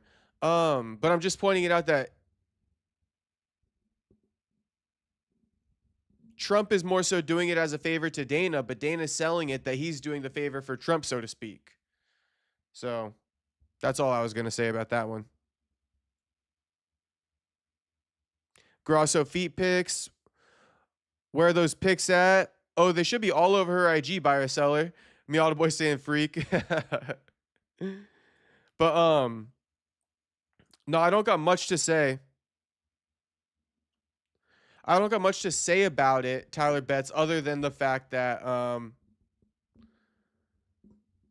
I could see it. I'm trying to form an opinion on it real quick off the top of the dome. Luke Thomas says Trump is doing Dana the favor by letting him host an event at the UFC White House as a thank you for helping him get elected. Now, yeah, I could see that. And I guess what? That's just going to get Dana a fuck ton of clout. Like a fuck ton of clout. So that would be the benefit. That would be the trade-off. U.S. forces have seized a Russian. You know, I will say this, Tyler Betts. Do you see how Luke Thomas, he just like makes my brain like get confused? Like every time I think about Luke Thomas and I consider one of his takes, my brain goes this way. I'd be trying to figure it out for minutes on end and I never figure it the fuck out. And then I just come to this conclusion that like, bro, Luke Thomas is low-key just crying. Like who cares what the reason is for UFC White House to get made? Whether Trump's doing him a favor, whether Dana's doing him a favor. I mean, who gives a fuck about the favor? It's happening. And I mean, no offense to you, Tyler. You know I love you, Tyler. But I'm talking to Luke Thomas here. I mean, what's the point of even talking about it? Okay, Tyler Betts says, oh yeah, he said there are many UFC staff that now work for the White House. He was going all in. Interesting. So what was the main point? Was there a bow tie to his live stream, Tyler, or what? That's what I would like to know. Like, did he put a bow on it? Like, did he tie it all up nicely? Or did he just give a bunch of complaints with no solution? Or like, no, like, was there a big idea to it? Because I think when I rant to you guys, when I go on my rants, when I go on my crash outs, right, it's all leading to a big idea. You know, and the thing I don't like about Luke a lot of the times is it's just a lot of facts. It's just a lot of complaining and it doesn't lead anywhere. Like my rant about the Muhammad Ali Act and Dana White changing it was all time. Is all time. You're not going to find a better breakdown than that anywhere. Anywhere.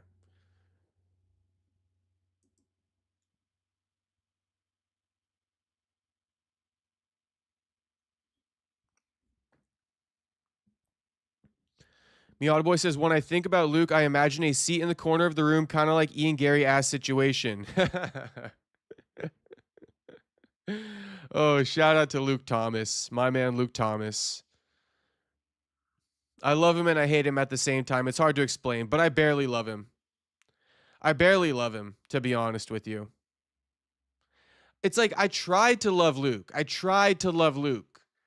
But he's just so hard to love. He's so hard to love. And then Tyler Betts adding, I wish I could show the clip, but basically he was ranting. Yeah, but he's saying the UFC is all political. I got you. I know that Luke Thomas has been on this rant for a minute. I never really bothered myself with it because I don't know where it leads to. Like, the UFC is all political. What does he think? Like, the UFC is like a form of APAC? Like, influencing our government and our politics? I don't know about that. I mean, does he think that the UFC got Donald Trump elected, like, for real? Like, that was the turning point? Like, I think that is what he tries to say, but what is the significance in that anyway? As in heavily, the UFC and government influence each other heavily. Interesting. Well, I mean, yeah, I mean, that's why the Muhammad Ali Act is getting passed, because once it reaches through Congress or something like that, then Donald Trump is the last one to sign off on it. So, like, I see what he's saying. I do see what he's saying. Okay, I got you, Tyler Betts. Well, I just gave you an example of one of them then. You know, the Muhammad Ali Act, for those that don't know, the reason why it's so scary that this could actually go through for Dana is because the last person to sign off on it is going to be Trump. Once it passes through, like, some type of court system, Dana White's proposed change to the Muhammad Ali Act, Donald Trump gets the final say on it, which is just like easy money. You know, it's a foot in, it's a shoe in. Of course he's going to sign off on it. He don't even got to read it. It got Dana White's name on it, and UFC just going to sign off on it. And, you know, I guess I can see how the UFC did help get Trump elected and shit like that. And what? Luke Thomas is mad about that. I'm assuming Luke Thomas is mad that the UFC got Trump elected. Who the fuck did he want? Kamala Harris? Like, I'm not even saying that Trump is the best president right now and that he's doing everything right. But my response to Luke Thomas would be like, yeah, I get it. But if you're mad that Trump got elected, I mean, the only other option was fucking Kamala Harris, bro. The only other option was Kamala Harris. Like, we needed Trump to get elected. Kamala would have been way worse. We had to choose between the two evils. Damn, Mighty Mouse got an Osman Gold interview. Never heard of this guy, Osman Gold, but I'm going to watch him right now. Venezuela has the oil and we want it, says Miata Boy. I mean, America First, can you come in and just explain this whole thing for us, please? Or, like, can I get you on the Discord, America First, and just have you talk to the fucking stream? I would let you do that. I got to figure that out, but if you're in the Discord, maybe we could make that happen. We need a fucking lesson from America First about this Venezuela and America war or some shit like that. But, you know, Miata Boy, they're saying Venezuela has the oil and we want it, but I don't know. People are also saying it's deeper than that. You know, they're talking about Russia and China were compromising Venezuela, so the U.S. stepped in and put an end to all that and sent a message that, hey, don't fuck with us type thing. Don't be plotting against us type thing. The oil is a byproduct, you know, but I don't know. What's the main motivation behind going in and attacking Venezuela? I'd like to start there. What was the main motivation? The main motivation that Trump claims. And then I want to know who believes that. Or if you guys think it's something else. Those are my two main questions. America First, please answer my questions. Sub Castro from Dylan. What up, Dylan? What's poppin', Dylan? Good to see you in the chat, homie. We in the weeds now. We're gonna watch some like political shit, Dylan. So you missed the MMA segment, but that should be all right with you.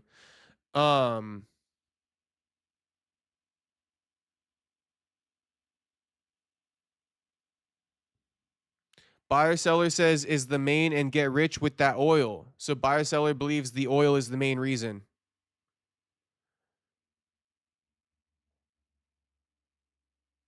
America First says 2026 will be heavily digitally driven. Starbucks, Walmart are going to be accepting Bitcoin as payment. Soon it will be Sam's Club and other companies under the Walmart umbrella. Sam Walton, Walmart founder Sam Walton served in the U.S. Army Intelligence Corps during World War II. All right, I got you, America First, but answer my questions about Venezuela, homie. Russia was building military posts on Venezuela. See, there's more to it. Like, okay, let me put it like this. The U.S. claims that they went to Venezuela. It wasn't for oil. I'm going to tell you guys that right now. They're claiming it wasn't for oil. I think they're claiming, like, you know, Maduro was just a corrupted leader or something like that, and he wasn't doing a good job. So they came in. I don't know. He was about to get compromised or something. I don't know. You guys fill me in the chat. I'm the MMA guy. But let's watch this. Call of Duty Ghost called it. Look at up to the year. Tyler Betts dropping a video in the chat. It's got to be Luke Thomas. My man Tyler Betts dropping Luke Thomas in the chat. Tyler, I'm going to watch Luke on my own time just because I don't want to bore the boys with Luke Thomas. Luke Thomas is definitely an acquired taste. You feel me, Tyler? But I appreciate it. I got it pinned in my YouTube right now. There's a lot of stuff I watch just off stream. I got you, Tyler. Here it is. I don't know if you want to play old Lukey, though. I'm going to watch it off stream, Tyler. I'm going to watch it off stream. Maybe I can bring it to you on the next stream.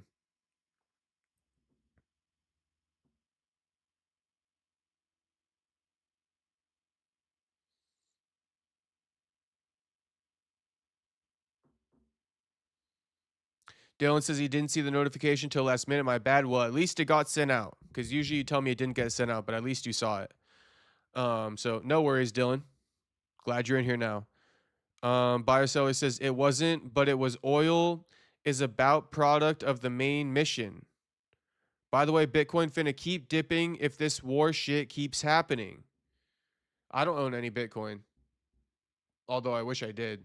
Okay, we're gonna watch this. And America First, I mean, homie, I'm still waiting on you to give me context for Venezuela on simpleton terms, because I'm a simpleton. Flagged oil tanker before Russian warships and a submarine could reach it. This is the U.S. forces seizing the Russian flagged oil tanker. Oh my God.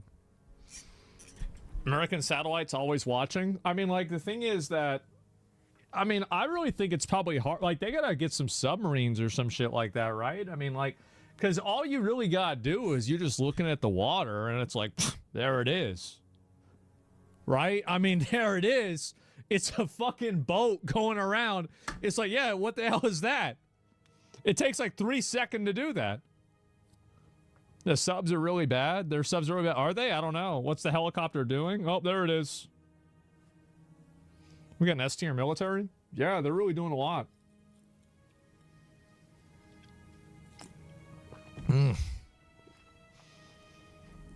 Apparently Russia had subs escorting it. Really? I don't see him.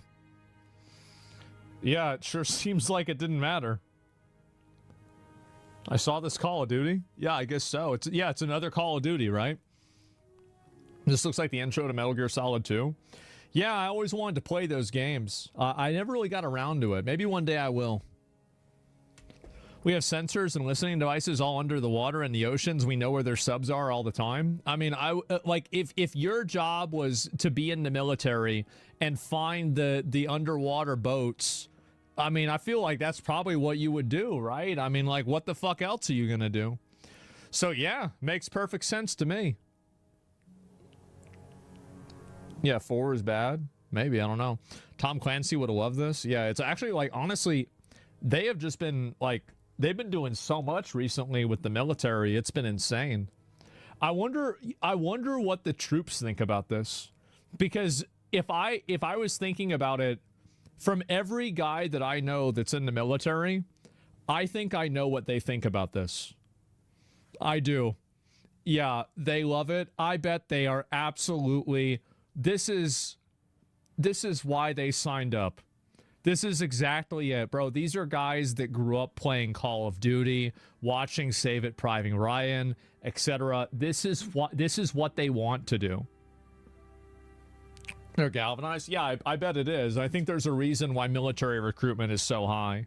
I mean, I don't think that we really should be getting the military into things that we don't have to. I mean, of course, right? Because it's putting their lives at risk. But at the same time, that's what I was saying a second ago. Do we need to send these troops, or is this like a PR stunt for Trump to improve his public image? Right? That's what I was trying to tell you guys earlier.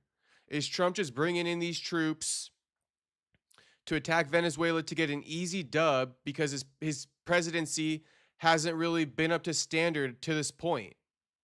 Based off what people are saying, is he just going in to attack Venezuela for an easy dub? I don't know.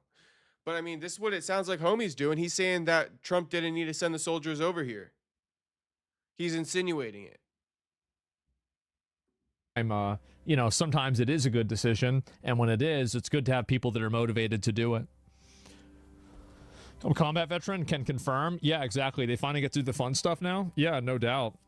I remember this COD mission. As soon as Trump won, recruitment increased a lot. Yeah. It's crazy about this COD mission, though. I mean, it makes sense, low-key. It makes sense, low-key. They wanted to do this. They just referenced COD. Some fucking COD head was manning this mission right here in the control room. Homie must have played the game like 10 times. He's going, I know exactly what to do. We got a boat in the middle of the ocean.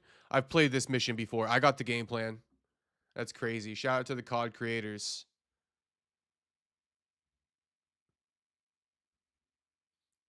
Okay, so here's what America First has to say. Russia, China have interest in Venezuela, like I mentioned. They funded their communist agenda and provided financial aid to Cuba by way of Venezuela.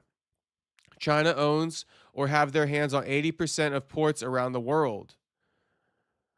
This is why Panama is another key location. Not so far back, China wanted to control Panama Canal. Trump was like, no way, we're taking it back. Why? Because Panama was to be the sole operator, but they wanted to hand it over to China. In doing so, or even thinking it, broke the deal, and therefore control should be given back to America.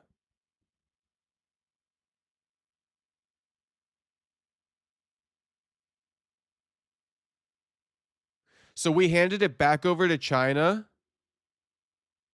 Who has control of the Panama Canal now? America First? Us or China? Because you're saying control should be given back to America, so we don't got control over it right now, do we? Somehow we got China having control over it, even though we pretty much were about to take it over.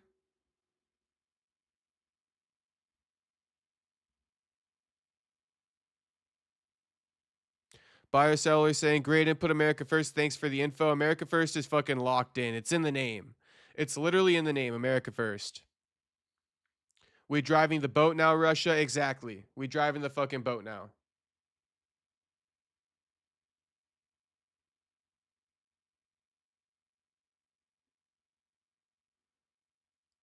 You know what? I could pull up these same videos homie's pulling up. I might as well.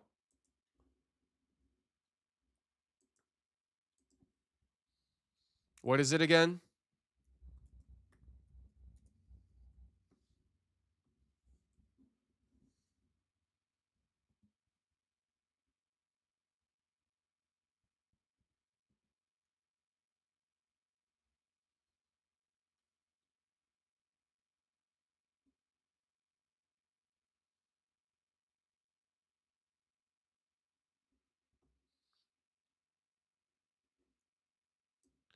You know, I'm really not interested in finding videos about it. I'd rather just chop it up with the chat, to be honest.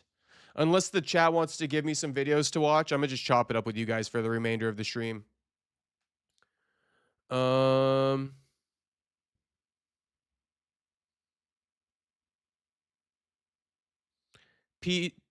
says, hi, what's up, Poo2? Panama, Cuba, then Mexico. We can call Mexico Texas and Cuba part of Florida.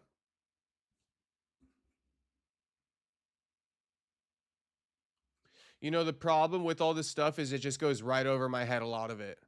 America First did a great job of explaining it in simpleton terms, but a lot of this stuff goes right over my head. I'm gonna be real.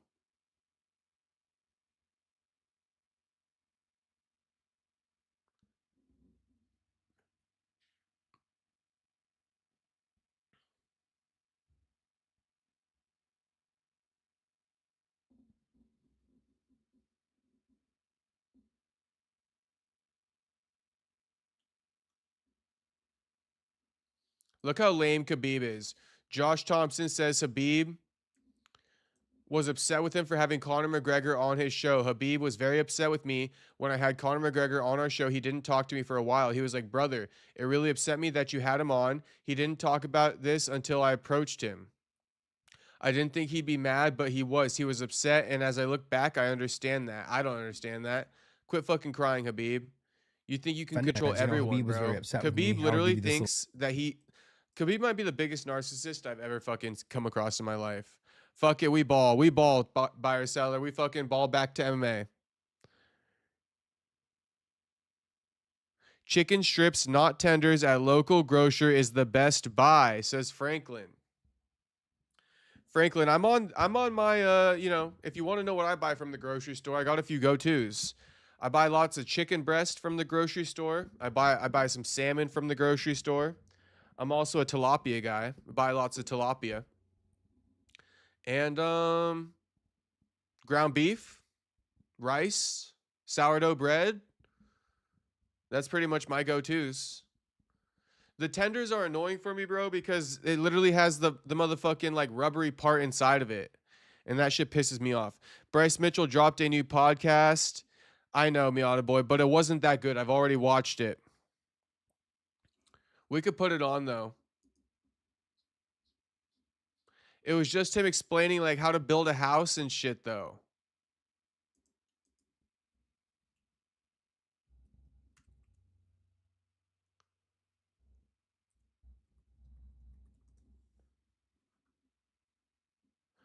America First adds, also the DOD, Department of Defense, was originally named the Department of War. Trump simply went back to original. Trump forced Panama to keep running canal and turn away China.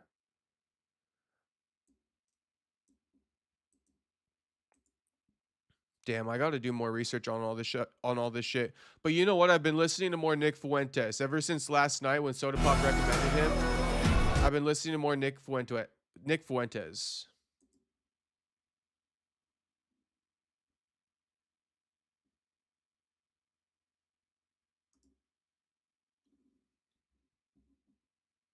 Ground lamb, ground bison, solid picks, Tyler Betts, solid bets. Oh my God.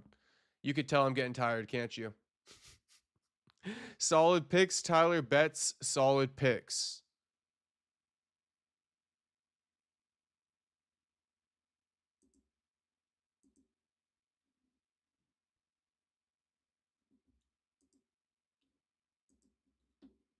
Let's summarize the video, shall we?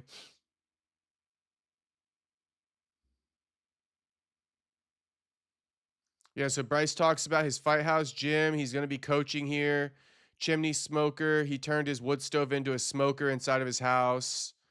Brysonomics just tells people to like buy wood and shit like that. I listened to most of this podcast today. Brysonomics, he tells people to buy wood and build up their houses and shit like that from scratch. Reptilians in underground tunnels was kind of interesting.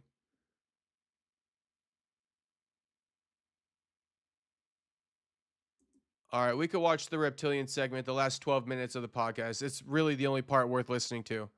You guys can listen to the first 30 minutes and tell me if I was wrong, because I'm not wrong. The first 30 minutes of this is like a bunch of bullshit.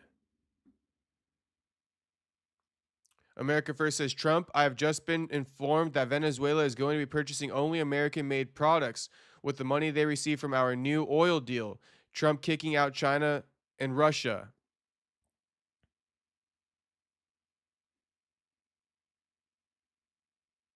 Damn, there we go. Finally, somebody's going to be purchasing American-made products. I like that.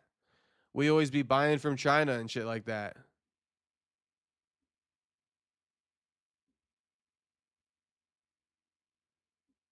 China and Russia are fucked. Let's go. By flipping Venezuela, that's gangster.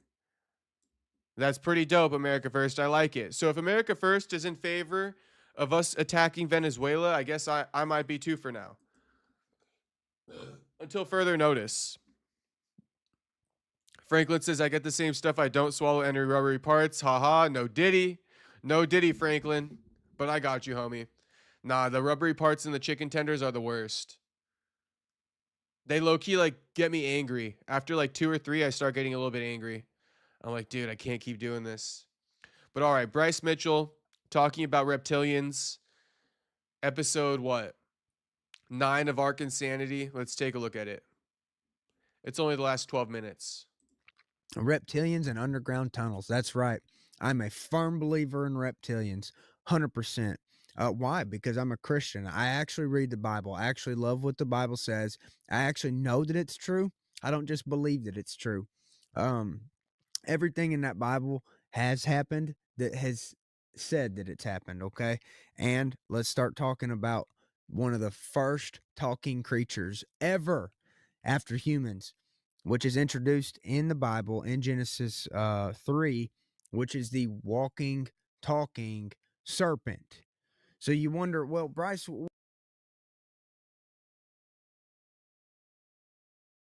Buyer Seller says, if you didn't know, Venezuela has the most oil reserves in the whole world. Last comment about it. No, I did know that, homie. That's like the most popular.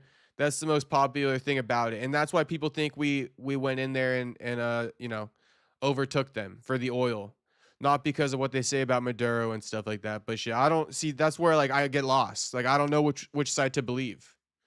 But no, I know that, Buyer Seller. But yeah, the fact that they have the number 1 oil reserves in the whole world. I mean, come on.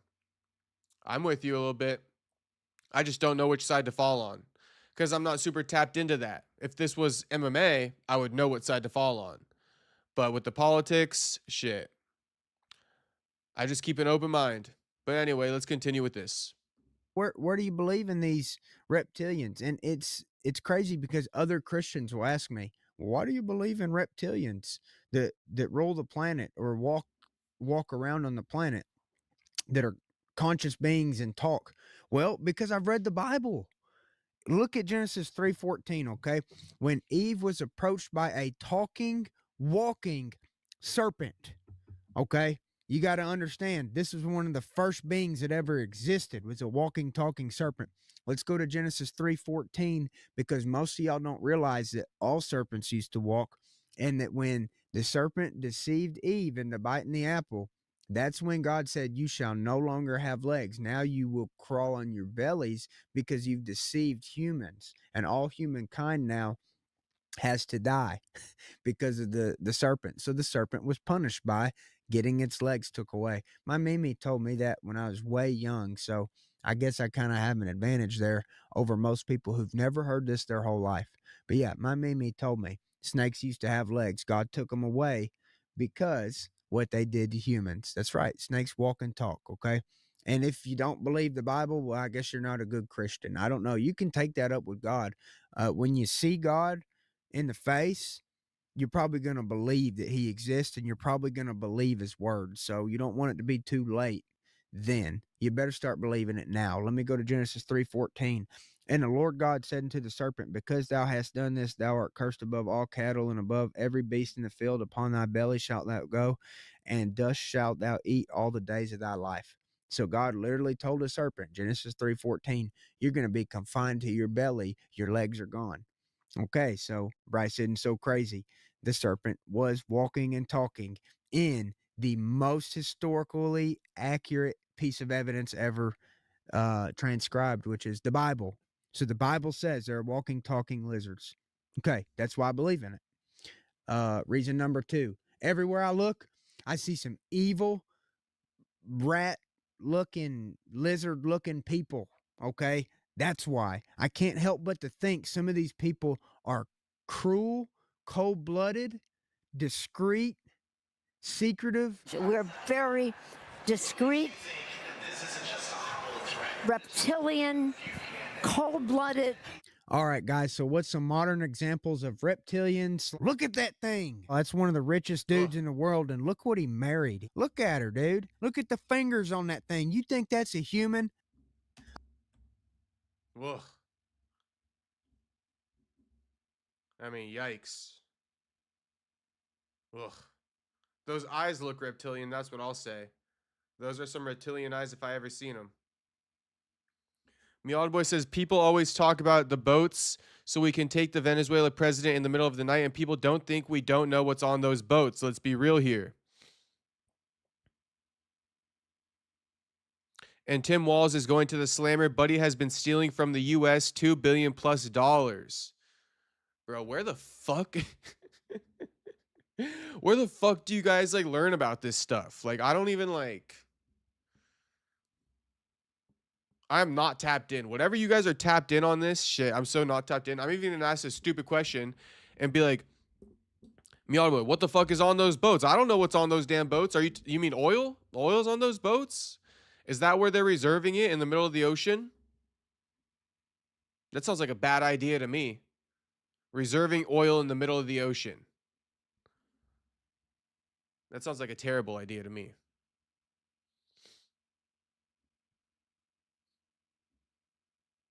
America First says Venezuela helped out the Navy with intelligence and verified they were simply putting/painting Russian flag. Also, Britain helped with intelligence when capturing the Venezuela-Russian oil tanker. Oh, so yeah, on those boats, they're oil tankers. Okay.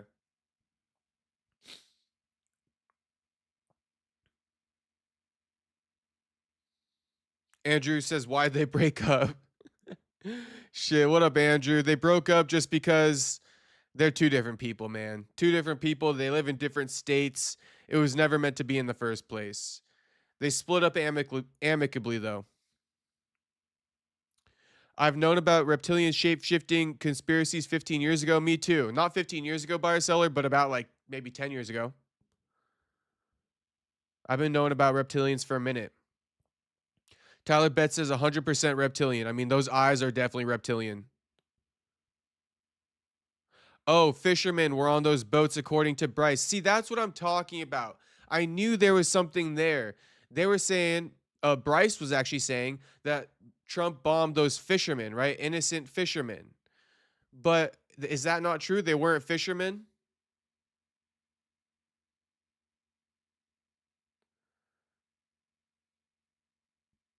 In the past 2 years, a blue state under a Democrat president equals TSA flags, 700 million cash leaving Minneapolis airport.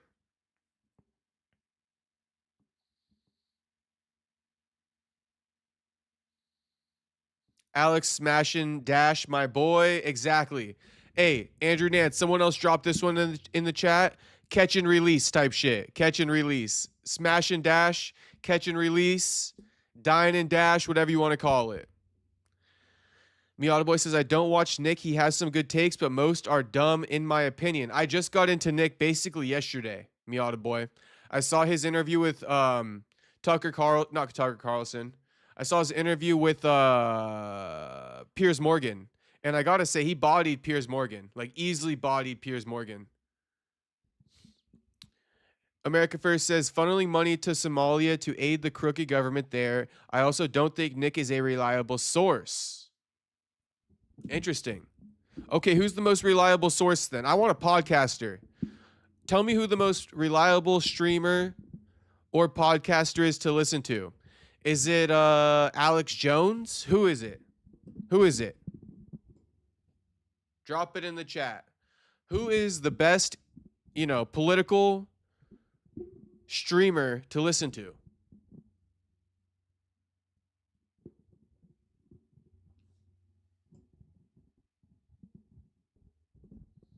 Oh damn, I've been fucking up. I could make this so it stops moving and shit.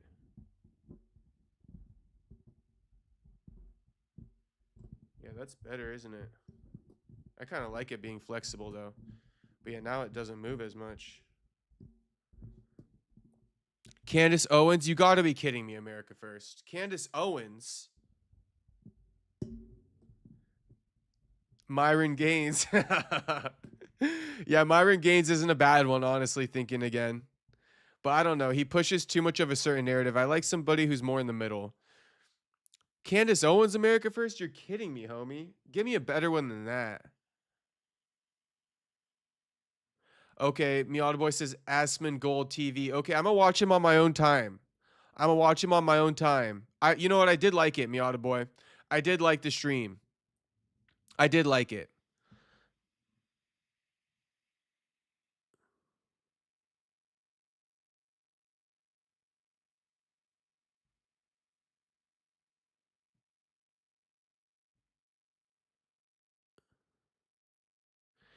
Biocellular says, catch and release, kiss that fish before releasing, maybe even take a picture. Shit, maybe even post it up on the Instagram story real quick while you're at it.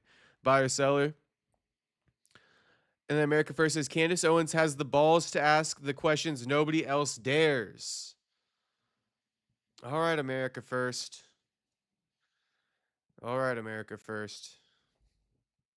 I'm gonna have a hard time listening to Candace. I'm not gonna lie to you, homie.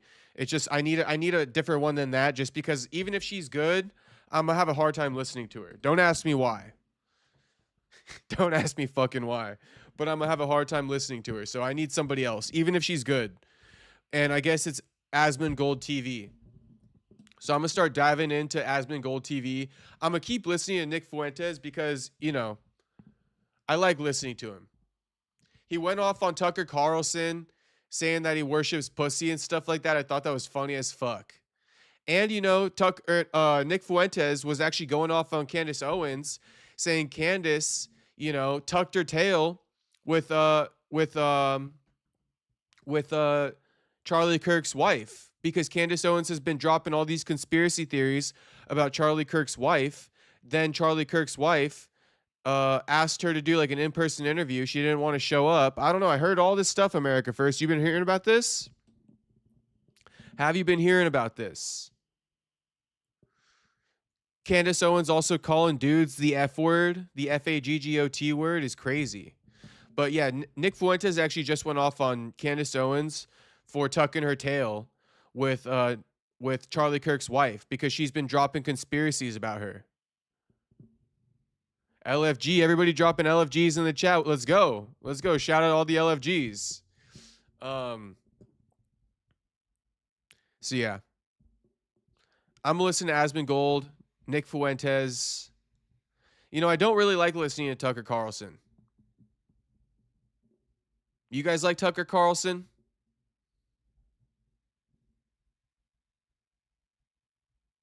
Lizards love crickets. It looks like she's going to try to eat me. She looks sick. She looks sick. I wouldn't touch her with a 10-foot pole. Damn, look at the smile. The smile's kind of crazy too. Analyze her smile. Candace Owens uses Kirk and her other dead friends for views. In my opinion, Nick has really bad takes on women. Well, I mean, yeah, he does have... I mean, you know what he said about Candace Owens calling a man the F word? He said, are you going to slap her or should I? He sent a message to Candace's husband, and he's like, are you going to slap her or should I? So I get it. But, like, I don't let that get through to me to the point where, like, I can't listen to the good things he says. So, like, yeah, there are some things that are questionable.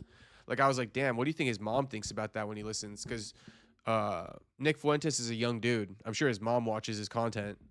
And his mom hearing him say that he would slap Candace Owens and shit like that, I mean, kind of controversial. But I feel like he has some decent takes as well.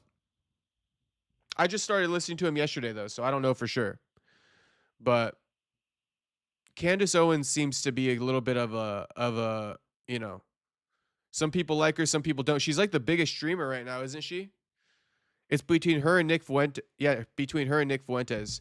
America First says she called it when she said the president of France is married to a man. Charlie Kirk got unalive because he was ready to depart from the financial grip of Israel. I mean, that's what I think. That's what I think, America First. I think that's exactly why Charlie Kirk got unalived.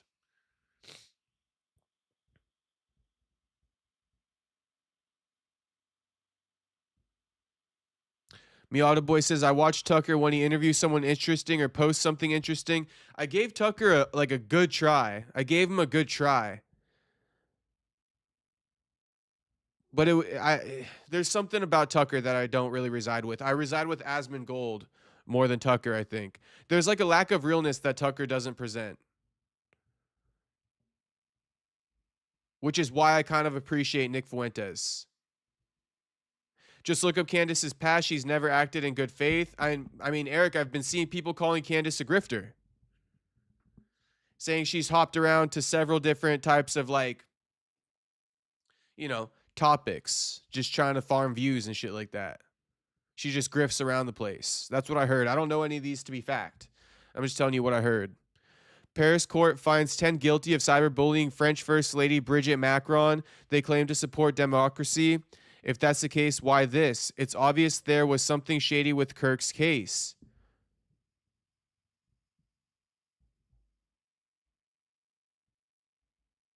America First, that's too intelligent of a comment for me. I'm not even going to lie to you, homie. That comment is way too intelligent. I don't even get the correlation between the two. So that just tells you how far past my knowledge this comment is that you left. But I appreciate it. I'm sure other people in the chat might understand what you're saying. But yeah, that one is like way over my head. All I know is that there is something shady with the Charlie Kirk death. That's all I know. All right, let's continue with Bryce Mitchell. Good little side topic though we just had. Look what he married. Look at her, dude. Look at the fingers on that thing. You think that's a human? I really do believe that these people are fully possessed, potentially half reptilian, okay? And I could pull up pictures of weird people all day and them saying weird things and doing weird things and acting or looking reptilian, okay? However, the actually most convincing piece of evidence for reptilians, and that is the vast network of underground tunnels. Most of y'all don't understand what I mean because you hear me say, oh, well, tunnels exist underground. And you think, oh, well, humans can dig tunnels. The humans put them there. Guys, first off, humans don't like to dig tunnels underground unless if they're weird or there's some military need, you know, or you're an archaeologist or something. But most people don't like to dig tunnels, okay? Most people are unaware of the vast amount of tunnels that there are. Let me just tell you something. There's more tunnels underground than you could even fathom. There's more tunnels underground than there are cities above ground. How do I know this? Okay, well, it's simple mathematics. You take all the towns that you can think of on the relatively flat surface of the earth. Okay, you're talking about 2 dimensions there. You can have a building go up, you know, and what the highest building goes up a couple thousand feet. Do you understand when you're talking about the surface area of underneath the ground? It's not just a 2-dimensional plane, it's 3-dimensional because they can go tens of thousands, hundreds of thousands of feet down low. Okay, so there's actually more room for cities, and the cities are bigger underground. That's right, I'm admitting it. There's more cities underground than there are above ground. If you haven't done your research, you might not know this. Nobody tells us this. But the first thing that I'm going to get to when it comes to underground tunnels, I'm going to start with, for me, what opened my eyes, which is the Paris catacombs. And I'm telling you guys, this stuff is unbelievable. If you don't know what the Paris catacombs are, first off, there are 6 million human remains in the Paris catacombs. I know the 6 million, the number probably triggered half my audience. 6 million? Guys, there really are 6 million bodies. You can count them. This isn't some made up stuff where we have their tennis shoes, okay? There are 6 million. If he really wanted to trigger the audience, he would have said 6 to 7 million. If you know, you know. Skulls, human faces looking at you, built into the wall. You can go through these tunnels. They're called the catacombs of France. And you can count 6 million skulls. Guys, we don't know to this day what built those tunnels. We have no clue. If you take our modern history, how it's taught in schools, there is no room, no possible explanation for how those tunnels got there. Not only are there 6 million plus human remains, as in they stopped counting skulls at 6 million. There's probably 100 million skulls on the wall used as decoration. 100 million something bodies and skulls, but there's 6 million confirmed, okay? They're taking millions of dead bodies and making art out of them.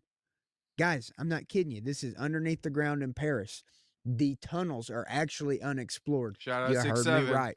They have not even explored all these tunnels. They don't even know what all is down there. So don't tell me, oh, it's explored and mapped out, this and that. No, it's not. You don't even know where all these tunnels go to. You don't know how they got there. You don't know where the bodies came from. Where did the 6 million bodies come from? Who put these tunnels there? Where were the people? Why is there no account in the history record? Well, suddenly Bryce starts making more sense when he says, hey, another creature besides humans built these, and they control our society, and they use imagery to tell us that they live underground and control us. Okay, why else would this statue be in New York? It's a video of a serpent pulling a kid down with a bag over its head. That's right. That statue really exists in New York City, and it's sickening. And the bag on the kid's head. I hear there's underground tunnels in LA. But I don't know. I heard that it was just for like celebrities and shit like that, and like athletes to kind of like avoid traffic. It actually has a money symbol on it, which most people don't realize. The S in the dollar bill is a symbol of a serpent. So the dollar sign, that's actually symbolizing a serpent. That's where it originates from. Most people don't know that. But yeah. Oh, and for the record, buyer seller dropping a bit of knowledge. I'm gonna read the rest of the chats. I'm just trying to finish off this video. But buyer seller says AI says the Paris catacombs were built through the combined efforts of several key figures and workers under the authority of the French monarchy in the late 18th and early 19th centuries. There we go. Serpents are everywhere, guys. They live underground, and I believe they dug all of the catacombs of France. And you'll also, if you'll see on this structure of the catacombs of France, you'll see these rounded edges, whereas typically, you know, humans have sharp corners in the walls and stuff, and here you're seeing a lot of rounded edges. And I don't know how these reptiles are building these tunnels or digging them out. What I've heard is that they're using acid solutions, like advanced chemistry to actually melt the tunnel walls, and they're not digging it like we would. That's what would take humans so long, is we have to dig and remove dirt. These reptilians could possibly be using chemicals and be masters of chemistry for all I know. But the fact is they're digging more tunnels than humans can possibly explore. There's more underground than there is above ground. That's a fact. If you don't know, now you know. Okay. Another AI fucking tidbit from buyer seller. Shout out to buyer seller for these. Buyer seller says the reason for the building of the Paris catacombs, city cemeteries were so overcrowded that they were causing sanitation issues, contaminating water supplies, and emitting foul odors. I would love to hear what Bryce had to say about all that. Also, for reptilian usage, partly keep the idea alive. America First says there are tunnels under Disneyland, just as the one-time secret Club 33 where all the young Hollywood actors would hang out. Damn, so there's tunnels in LA, tunnels near Disneyland that's not even close to LA. Fucking Tyler Betts saying there's hella tunnels here in Seattle. Tyler Betts, that makes sense why you're able to tune into the streams, because Seattle's on Pacific time. I've been to Seattle, homie. I went to like the most touristy spot where they have that like fish market and shit like that. I'm pretty sure you know what I'm talking about. But damn, tunnels in fucking Seattle, tunnels in New York, tunnels in LA. Damn, tunnels in Disneyland. This is crazy. All right, Miata Boy was also saying, like, if you watch Tucker's interview with Ted Cruz, Tucker is a Chad in that interview. I'm telling you. I think that's what I was trying to say, Miata Boy, is like, if you don't got a little bit of Chad to you, I have a hard time trusting you. Like, these days, these entertainers, you got to have a little bit of Chad to you, just to show us that you're normal and that you're not bought by anyone, that no one's controlling you, right? Because if you don't got any Chad to you, that kind of implies that. I'm going to keep it a buck. Call me crazy, I don't care. That's my take. I prefer my streamers to have a bit of Chad with their knowledge that they provide, just so I know that they're, you know, on the up and up. America First says, oh, but Miata Boy, I'll also tell you, you're not gonna like this because you also don't think Fuentes has good takes. But I was listening to Fuentes, and Fuentes basically says Tucker imposters as a Chad to get like views. Like, Tucker's not really a Chad. He thinks it's all an act. And instead of being a Chad, he worships pussy. That's what Nick Fuentes was saying. It's actually hilarious. He was going off on him.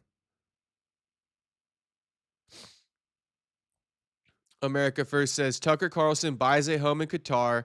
All the major podcasters are bought and paid for. Candace Owens doesn't sell herself. That's why they have other paid for podcasters talk negative of her. Interesting.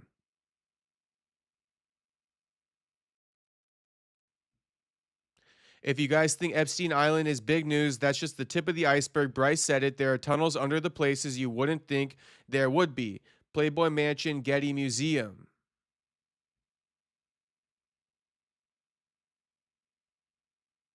I read that one already, my bad. Actually, I don't think I did. Who knows if I did or not. Tunnels are scary. Pike Place Market. Yes, Tyler, Pike Place Market. I went there, homie. I got a picture there. Speed was there recently. Yeah, not a bad place. There's like a big like French or like there's some type of like there's an ethnicity that's like prominent out there. I forget which ethnicity it is, but there's like a certain ethnicity that's prominent out there. Is it French or something? What is it? You should know, Tyler.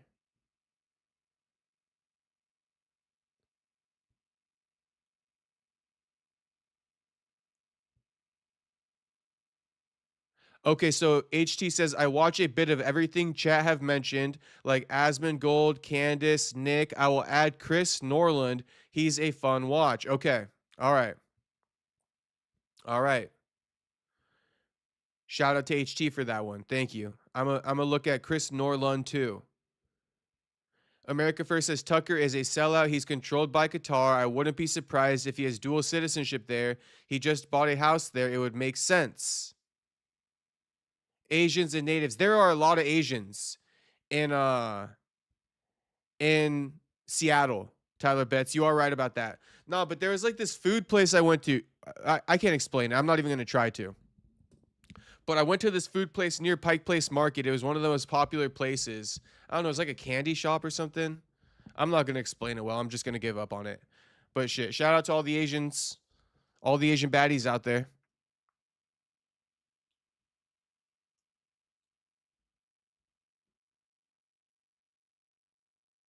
Shout out to Andrew Nance. Shout out to Andrew Nance.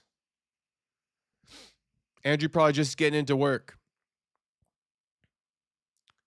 Miata Boy says Tucker is only good on certain things. His takes on Ted Cruz and 9/11 are Chad. Everything else he posts, I'm not sure. Deaf Indian.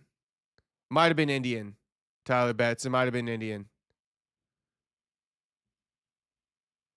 You know what I want to play for you guys while this, I'm going to finish off this Bryce Mitchell thing, but I'm going to play you guys the segment of Nick Fuentes going off. So why would those catacombs be built? Obviously something that we don't know of, that's not recorded in history, has been living there, has built them, and has abducted the 6 million people that they're using their bodies for decoration. Guys, this shit ain't a joke, dude. There's millions of bodies down there on display. You know, like it's a furniture. Okay, this stuff is crazy. Most of y'all don't realize that you can go from a tunnel in Maine in America and come out in California. That's right. There are tunnels connecting the entire underground system. What Ghostman pulled up here is a picture of a top map showing the mysterious cases of people vanishing without a trace. The bottom map shows America's largest caves. So look, guys, near the largest existing caves, you have all these children going missing. Why do you think the children are going missing in the cave? Because something lives in those caves and it's taking the children, whether it be people like pedophiles, or whether it be reptilian lizards, or whether it be both. I don't know, but I'm just starting to think that there's a combo of both here, that humans are working with lizards to get the kids to the caves. No sunlight ever again. Once you go in these tunnels, you're going to be begging for your death. You're never going to see the light of day again. These tunnels go on longer than the country goes on itself. People don't realize the vastness of these systems, okay? There's a lot of rats out there, and they're digging these tunnels. Who's the biggest rat digging all these tunnels? The biggest rat of all the rats is Elon Musk. That's right. People don't know he's the #1 digger in the country. Let me tell you something, brother. When you have all the money in the world and you want to put a chip in people's brain and you want to dig tunnels, yeah, there's something wrong with you. And he's hiding something underground. I'm just telling you, I don't trust the rat bastard, and he's not putting the mark of the beast in my brain. If you're listening to this, if you take the mark of the beast, you will go to hell. That's laid out in Revelation 14. It says your smoke will ascend upwards eternally. That's not good. Don't take the mark from Elon. If so, you're going to be stuck in hell with him. I don't know what else to tell you. Guys, if you don't know about this stuff, you're behind. Okay, you need to understand. Don't be deceived by the world. Okay, 1 Peter 5. Jew, you have impeccable timing. What's poppin', homie? Good to see you in the chat. I got something just insane to show you guys in a minute here. Hey, be alert and of sober mind. Your enemy, the devil, prowls around like a roaring lion looking for someone to devour. Don't let them tell you you're crazy just because you're asking the questions that nobody else is asking. Speak the truth, even if it costs your comfort. That's what I'm all about. I've taken heavy criticism for every single thing I just said. The moment you stop questioning things is the moment you stop being free. We'll see you next time. I love you so much. And one last thing, for there is nothing hidden that will not manifest. Luke 8:17. Boom. Okay, good shit, Bryce. Now I got something for you guys. Nick Fuentes going off on Tucker and Candace. I'm gonna just play you guys a couple segments here. We could just enjoy this. What's with all the women? How do you expect to win over young men if it's all women in charge? 1. 2, how can you win over anybody if you're inconsistent? How are you telling everybody, we need to have more babies, get married young, have more kids than you can afford, all this? Biblical masculinity, biblical values, and then you tell the men, submit to a woman, submit to your female boss. And Tucker Carlson's the biggest offender. You know, Tucker has this facade like he's this bro. I'm a bro. I'm chewing my Zen. And hey, I just like to fucking chew Zen. And I'm all out of Zen. And I'm just a normal dude, bro. And he endlessly simps for women and pussy worships. Like Tucker Carlson worships pussy. He's a pussy worshiper. Not to be vulgar, if you'll... Maybe you prefer a different expression. He's pussy whipped. Nobody will tell these women what's up. I told Candace to her face, I said, you're a woman. I don't want to hear you critique my social life. I don't want to hear you tell me what to do about marriage. You're a woman. Don't tell me what to do. You have no authority over me. You're not my wife. I'm not your husband, tragically. You can't tell me what to do. And I say the same to Piers Morgan, who's a female, basically spiritually female. I say the same thing to all these people. Women can't tell us what to do. Where are the men? And people say, well, you're not the shining example of masculinity. You're right. You're right. So where are they then? I get all these married guys. They're like, oh, this kid, he's not a father. He's not married. He's a little twerp. Okay, true. Yeah, fair enough. So where are all the married guys? Where are all the dads that are going to put their foot down and say, you know what? The man is the fucking man of the house. And the man should be the man of the conservative movement too. Okay, let me get to the other juicy part. You're going to love this one. Well, you're just not man enough. So it's too many women. Megyn Kelly, Candace Owens. It's enough already. It's enough already. We've had enough of that. We don't need women setting the speed limit for the boys and men that make up the right-wing movement, telling them that's inappropriate. That's not acceptable. You know, Candace is calling Tim Pool a faggot. It's one thing if a man calls Tim Pool a faggot. I don't want to hear women calling men faggots. That's disgusting. And honestly, George Farmer needs to put his wife in her place. Could you imagine your wife has a show in the first place, then your wife is emasculating other men? Tim Pool, by the way, say what you want about him. This guy has been shot at. And I hate to say it because me and Tim Pool have not had a good relationship and we disagree on a lot of things. But Tim Pool actually faces the music. He's out there. He was out there facing Antifa 10 years ago as a citizen journalist. He's out there at his compound getting shot at. And he doesn't back down. When he gets shot at, he doesn't go and shrivel up and complain. Who are you? You're somebody's wife? You're some woman? He's a faggot. He's not gay, but he's a pussy. Oh my goodness. Women should not feel so comfortable talking about men like that in public, especially men that are not their husbands. A married woman is going attacking other men like this, mouthing off to other men. If I were Tim Pool, I would say, hey, George, can I beat the fuck out of your wife or are you going to do it? Can I beat the fuck out of your wife or are you going to do it? What kind of man will entertain that? What kind of man should even be expected to entertain that? You're a public figure. You're a man. Some black woman is attacking your masculinity. You're going to sit there and argue? It's like, hey, George, can I slap your wife or are you going to do your job? And I'm not encouraging violence against women, but that's totally out of line.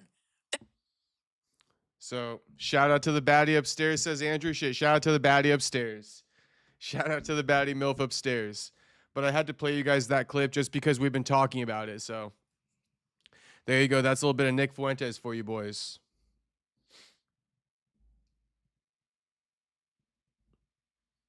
All right, so we'll read some more chats here.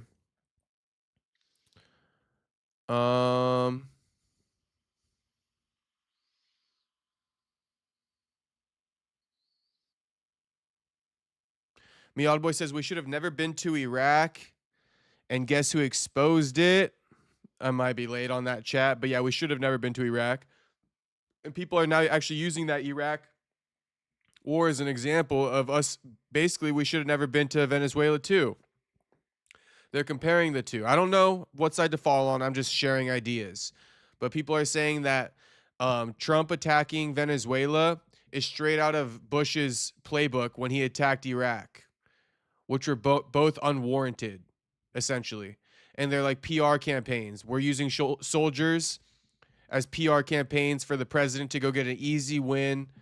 And, you know, like I said, changes public perception. Win over the masses again. But using soldiers to do it, waging war to do it. Do I know if that's accurate? No, I don't. I'm just sharing an idea. Eric says, you don't have to do it here, but if you want a look into Candace Owens' past, look up the vid that Harmful Opinions did on her. Okay, let me bookmark that. Jeez, I got so many things to watch from you boys tonight. Got like 5 new podcasters to check out.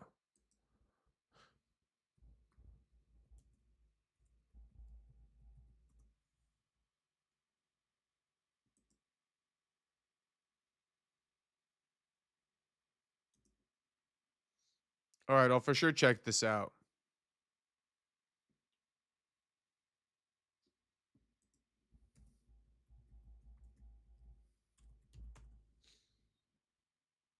Two weeks ago, okay.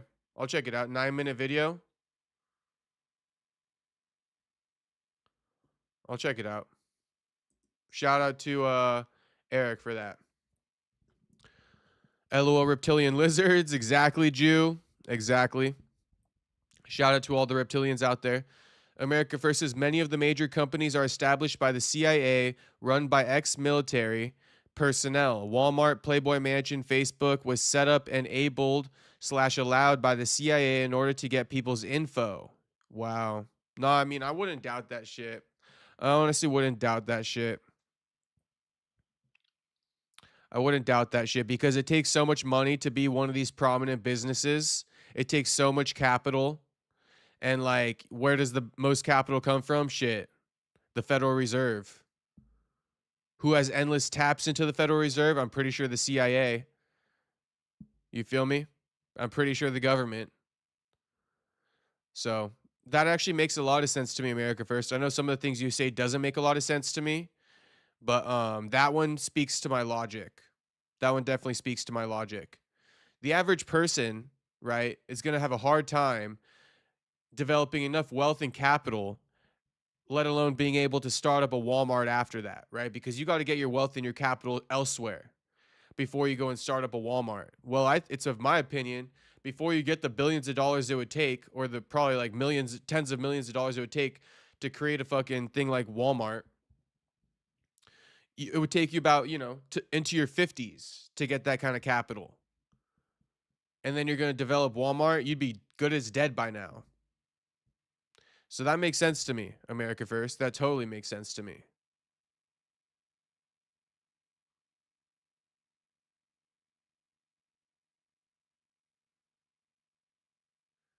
Many of the major companies are established by the CIA, run by ex-military. Interesting.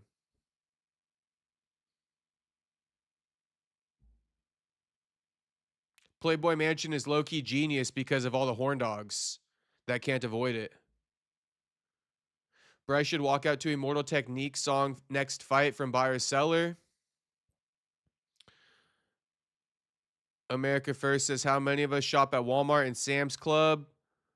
Nah, I get what you're saying, America First. I totally get what you're saying there. And that's low-key genius. These motherfuckers are good. They're genius. I'm going to keep shopping at Walmart.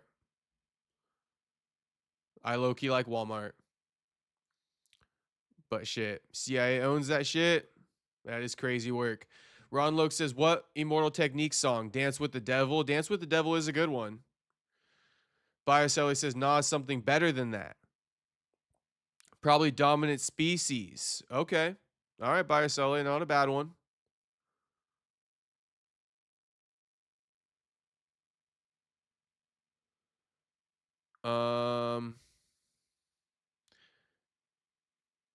Miata Boy saying John is a fucking chat. I'm not sure who John is. I've been off the Zins lately, says Jew. Shout out to the Zins. I've actually never taken a Zin. Never taken a Zin. I smoked my fair share of vapes, but never taken a Zin. Zin is healthier than vape, though, so I wouldn't be opposed to it. I just feel like I get addicted to that shit. And then I got a new fucking habit. Franklin says LMAO the Piers Morgan diss. Straight up, though. Everybody loving the baddie upstairs. Fucking comment by Andrew. Shout out to Andrew. Andrew getting a lot of love in the chat tonight.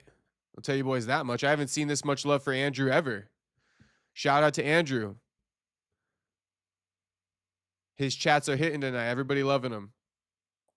And shout out to the baddie neighbor upstairs.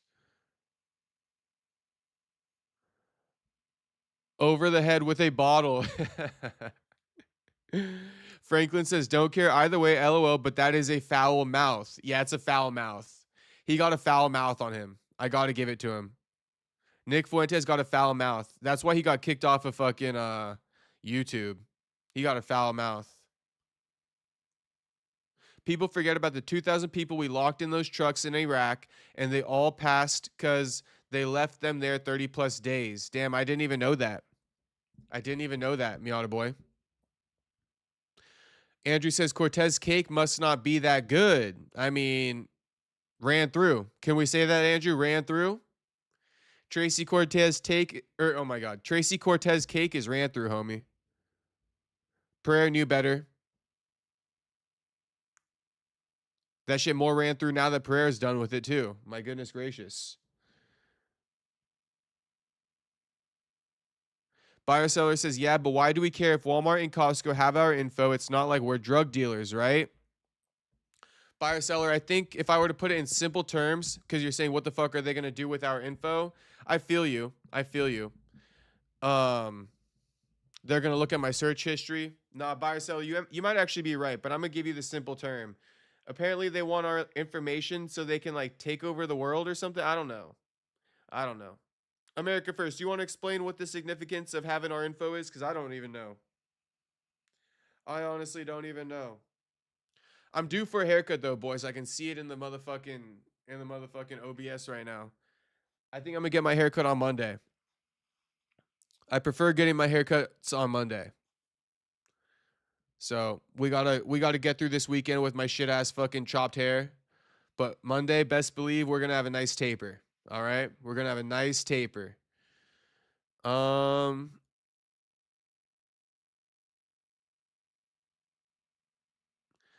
Boy says the difference between Venezuela and Iraq is Venezuela is close to US. Iraq is a 24-hour flight from US. Who goes to war with a country that's literally a day's flight away? I mean, I guess not us. I guess that's a bad idea.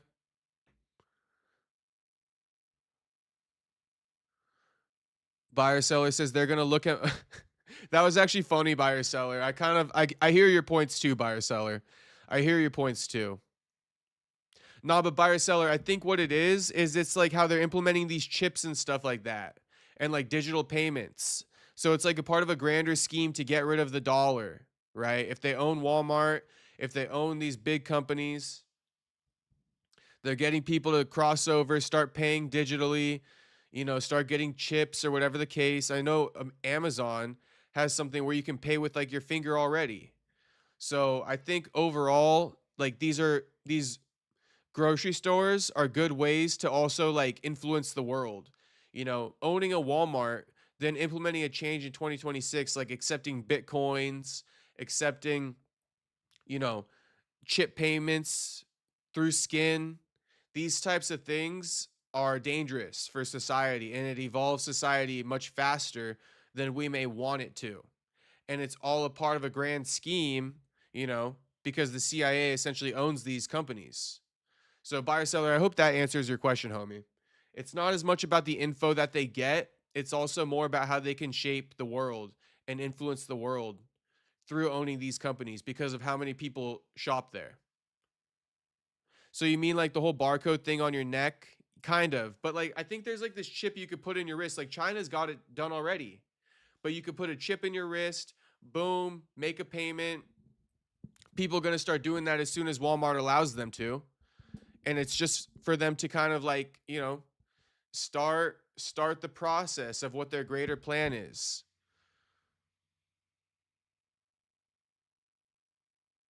So aliens can control us easier. I get it. Exactly, buyer seller. Exactly.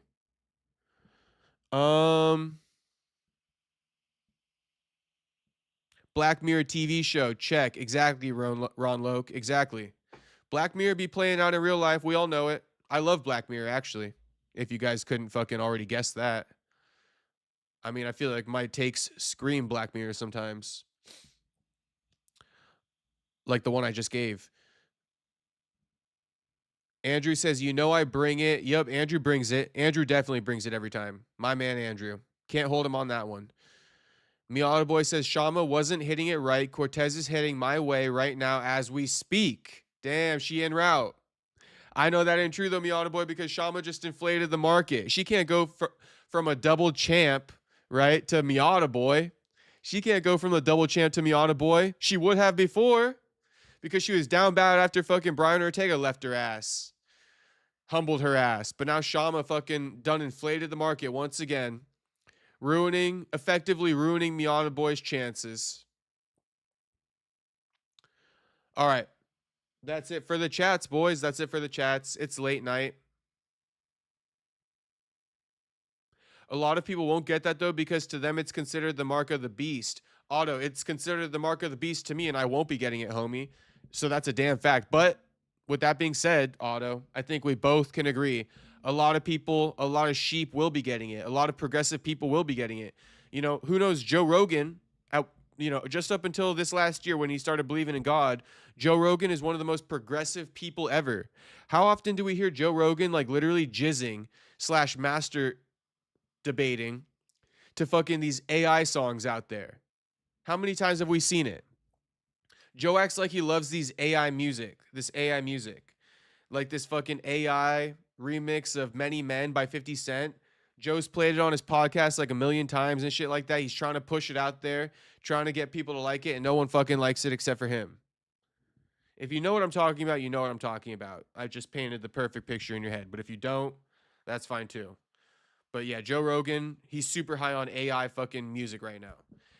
In particular, the Many Men remix by 50 Cent. AI fucking remix. You're right, Jacob. How can Cortez go from Alex to the triple champ, Miata Boy, a.k.a. Chad Boy? Shout out Miata Boy, my man. You right, Miata Boy. You too good for Tracy. You too good for Tracy, homie. We all too good for Tracy, like I said before. We all too good for Tracy. All right, all you boys. Too good for Tracy now, all right? Don't you ever forget it. But no, that's probably going to be the stream, boys. Shout out to all you guys for sticking with. Just a side note, last night I went live early, and none of you boys weren't here. So I took that to heart. I know you boys like the later night stream, so here I am with the late night stream for you. We'll be always going live from like, I don't know, 6 or 7 p.m. Pacific on, but never earlier than that. I think I finally found my answer. So yeah, always we're going to be going live. Earliest 6 p.m. PST, but never earlier than that, because last night I was live at like 3:30 and everybody was fucking gone. Everybody was fucking busy. Everybody dropping dubs in the chat. My boys, shout out to all you boys dropping the dubs. We'll be back tomorrow. You know, we need some good news tomorrow. Today was a little bit of a light news day. We got saved by the Tracy and Pereira breakup. But tomorrow I think we're due for something good. So stay tuned for tomorrow. We're due for something good. We're going to manifest it.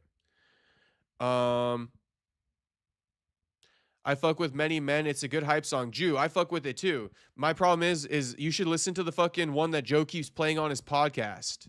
Hold on. I'll play it for you guys. You know what? We'll play it on YouTube. I'll send us out on this one. I'd lick Tracy's butt cheeks. Jew. I know you would, homie. Hey, Jew, did you ever hit that one person you were telling me you were going to hit the other day or no? Joe Rogan reacts to AI Many Men.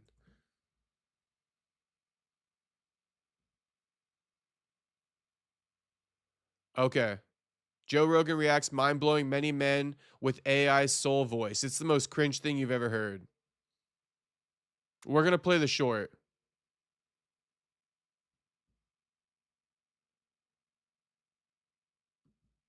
Have you heard what they're doing with AI music? They took 50 Cent's Many Men and made it a soulful song that seems like it's from the 50s or 60s. Have you heard this? No, but I've heard a few other ones, not the 50 Cent one. Dude, you want to listen to it? Yeah. It's so fucking good. I sent it to Brian Simpson, and he said, that is the best fucking thing you've ever sent me.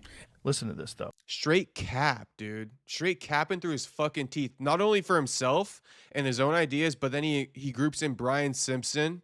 Disgusting work. Many men wish death upon me. Joe's hitting a fucking vape is crazy. Blood in my dog and I can't see. I'm trying to be Wow. what I'm destined. Homie thinks it's straight fucking ass. He looks like he just smelt a fart. Look at his face. He looks like he just smelt a fart. He thinks the song is straight fucking ass. Joe Rogan got no musical tone. I didn't even know it. Didn't even know it. But Joe Rogan got no musical tone to him. And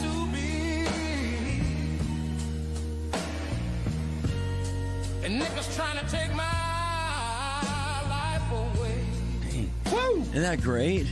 It gets better. I put a hole in a nigga for fucking with me.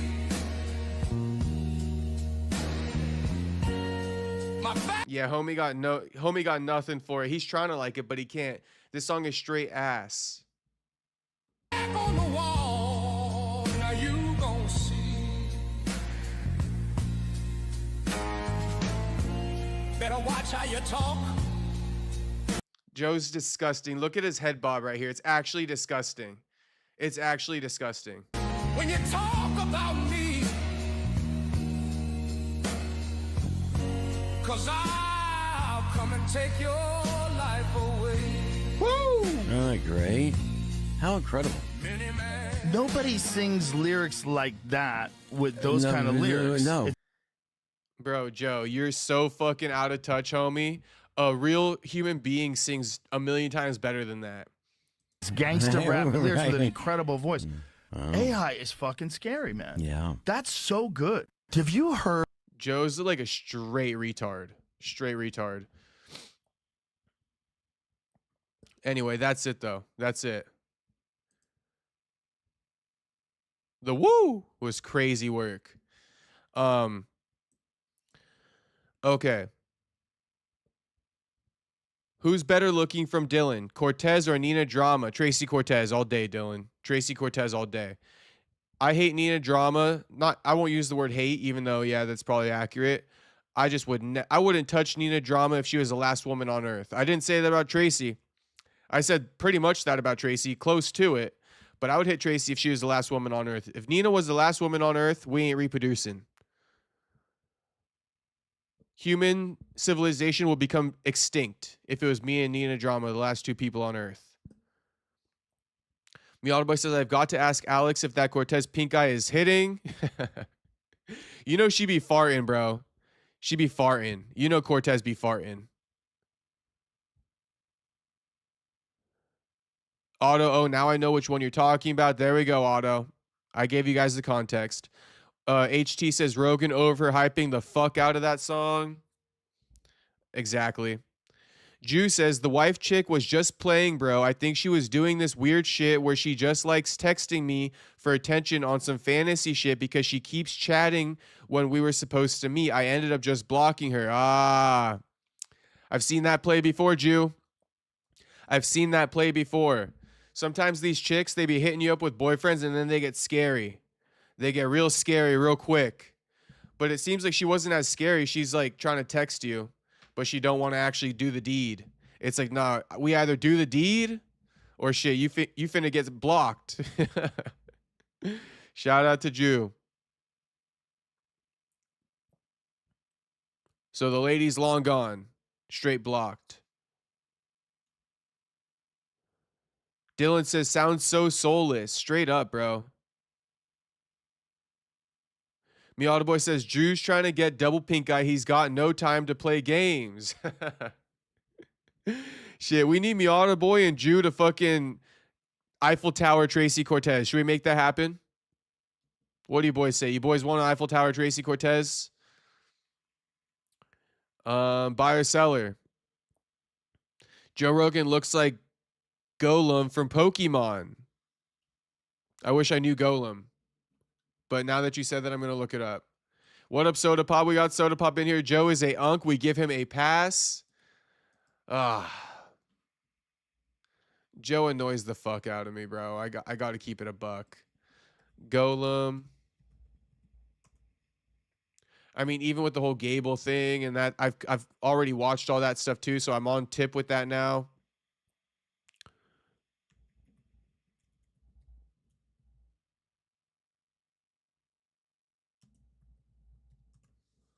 I'm on the same tip as everyone with that now is what I should have said. Oh, yeah, Joe does look like Golem.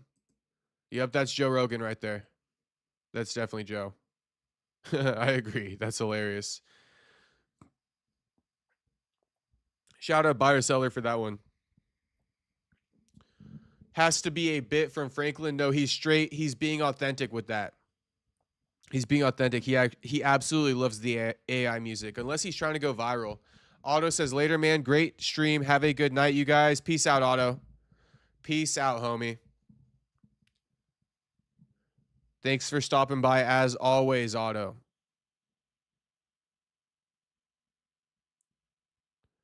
America First says, Candace Owens is FBI scapegoat. Listen. Okay, I'll give it a listen. Cortez be smelling like fish. Sup, yo. Damn, man, this is crazy. They've been saying this was going to happen. Oh, with the Tracy Cortez breakup? Yeah, nobody believed in it, homie. Nobody believed in it. 7 days is all it lasted. Drew says, exactly, either we doing the deed or it's blocked. Nah, I feel you, homie. And she got a fucking mans, too. You definitely got to block her. You don't want the mans fucking texting you all of a sudden. Because you know he going to come across those text messages. He going to start texting you acting like he's her. Just like Mackenzie Dern's fucking jealous ex-husband did to Bobby Green. Plenty of fish in the sea, Jew. We forgetting all about fucking married woman now. We on to the next one. In fact, Tracy Cortez en route as we speak. Soda Pop says, I shot my shot in the IG DMs and the girl asked what was I on with crying laughing emojis. I'm a chud. It's over for me.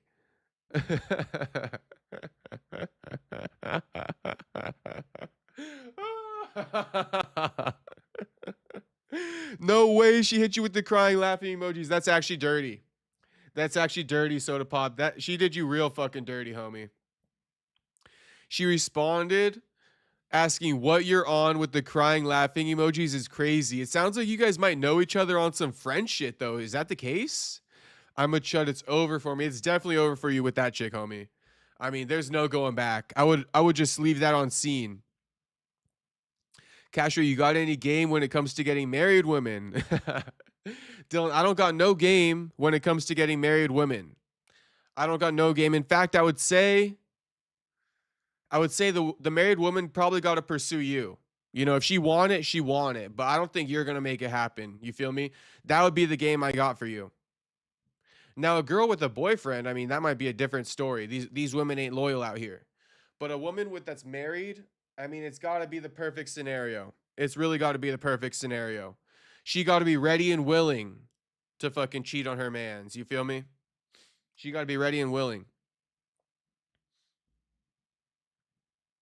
That's a tough one, Dylan. That's a tough one. I don't got no game for how to get a married woman. The one time I'm at a loss for words for free game. I bet you Drew's advice now would be shit, don't even fucking get involved. They scary.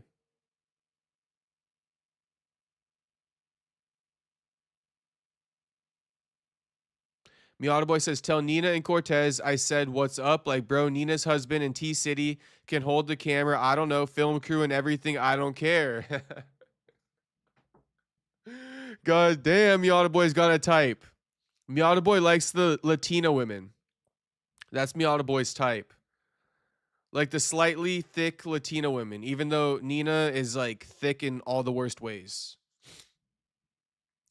Nina is thick in all the worst ways.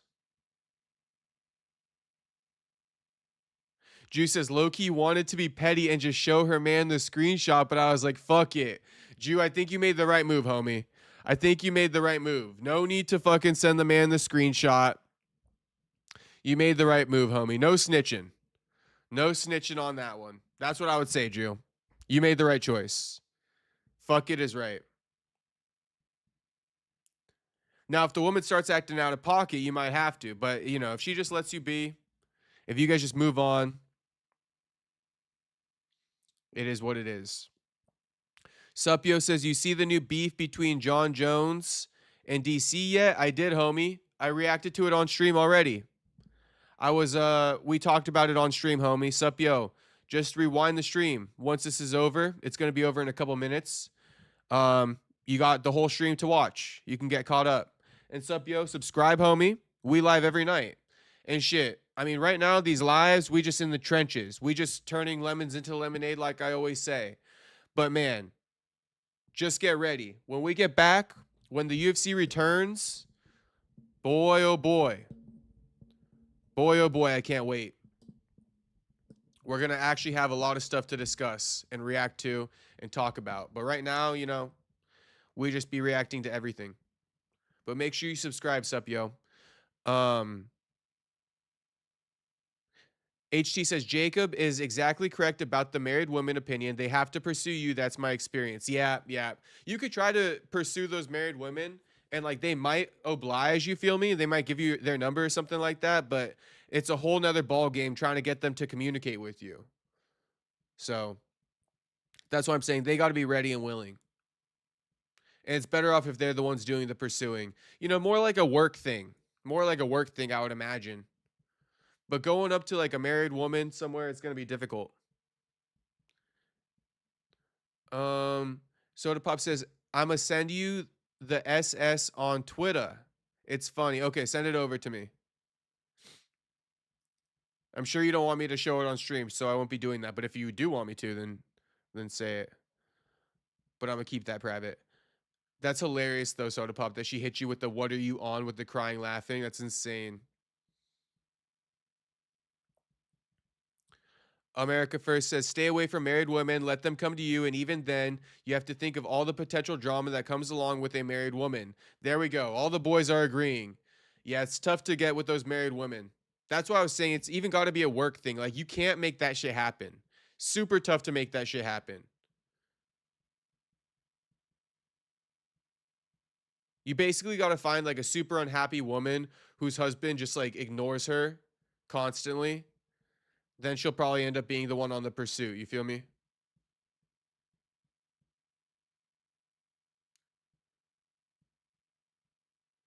Miata Boy says helicopter to mushroom stamp combo. I'm about to throw. That's insane work. That's insane work, Miata Boy. And Miata Boy says America's spitting facts about all the drama that comes with married women. Yeah, stay away from a married woman. No shame in the game. No shame in the game. Supyo says, good shit, man. MMA is not as big as some other sports. Feels good talking to people that know stuff about it. Homie, I'm telling you. I'm telling you. Just get ready. We got a lot of good stuff coming once this break is over with. You're going to love the streams, homie. That's all I could say. We be debating and arguing, breaking it all down in the streams with the chat. So, welcome to the chat, Supyo. Drew says, with the married women, it was somebody I knew previously. It was just circumstantial. I wouldn't know how to approach a married chick. Exactly. Exactly. Exactly, Drew. So there we go. Great question, Dylan. Great question. Look at it. Got everybody reacting in the chat right now. Okay, so Soda Pop says, you can read it out if you want. LOL, just don't show it. Let me know if I got game for real. And then Miata Boy says, too many single women out there to go after the ones that are taken. That's very true. That's very true. That's actually super true, Miata Boy. Good shit. Okay. so corn before a married woman. Yeah, just jerk off before you fucking go hit on a married woman. You're gonna change your mind. Okay, so Soda Pop, this is the DMs. He goes, hey queen, you trying to let me treat you like a princess or what?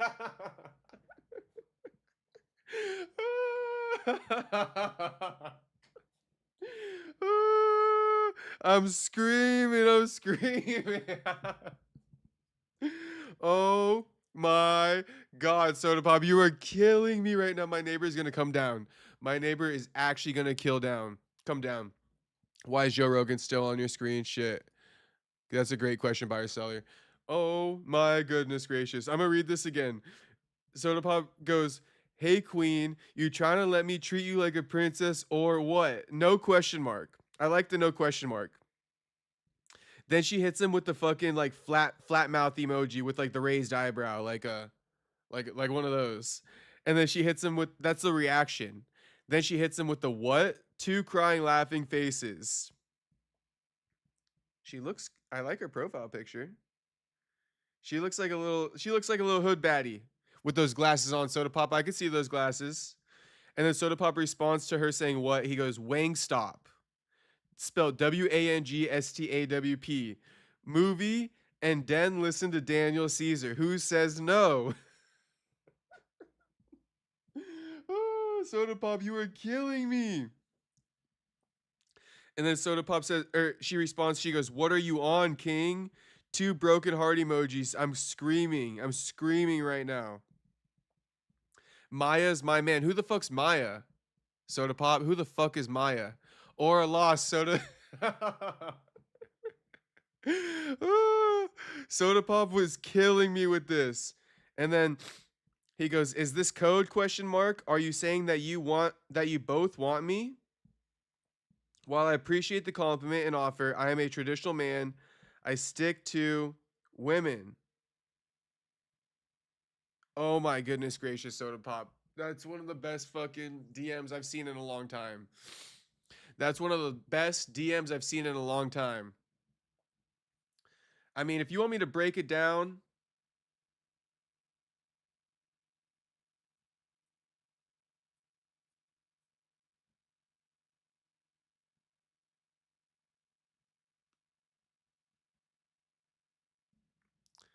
all right, Soda Pop, if you really want me to break it down for you, I'm gonna break it down for you.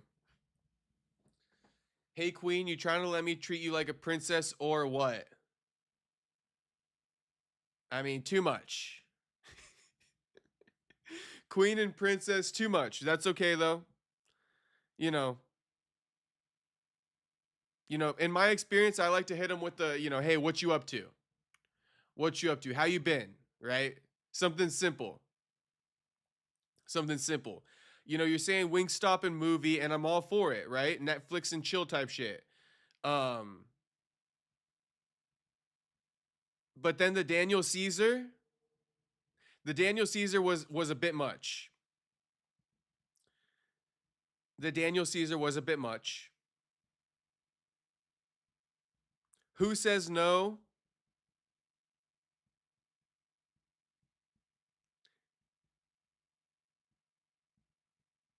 It's funny, but I might leave it out.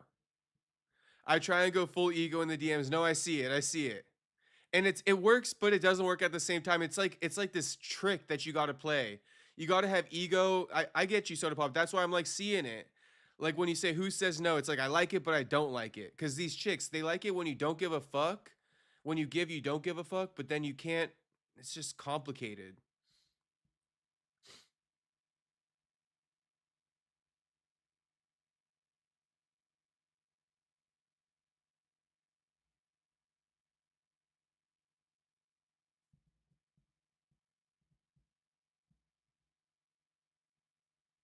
Who the fuck is Maya, by the way? Now, here's what I would have said. Okay, I'm going to break it down like this, Soda Pop. If you're looking at the DMs and I'm looking at the same DM, I would have hit her with the, hey, what are you up to? Something along those lines, right? Depending on how long it's been since I talked to her. But should I probably hit her with the, hey, what are you up to? And then she says, what? With the crying faces. I would have probably said something like, I would have probably just said, what back? With a question mark. I'd be like, what? Question mark. Then put the ball in her court, right? So that's what you got to do. You got to be doing here. Let me give you some game right quick, right? You almost got to start putting the ball in their court. So when she hits you with the what, she didn't respond to what you said. So you don't want to give her another response. You shot your shot right in there. A little premature. She hits you with the what with the crying faces. You hit her with the what question mark. You hit her with the what question mark. The crying, laughing reaction to what she said was fine.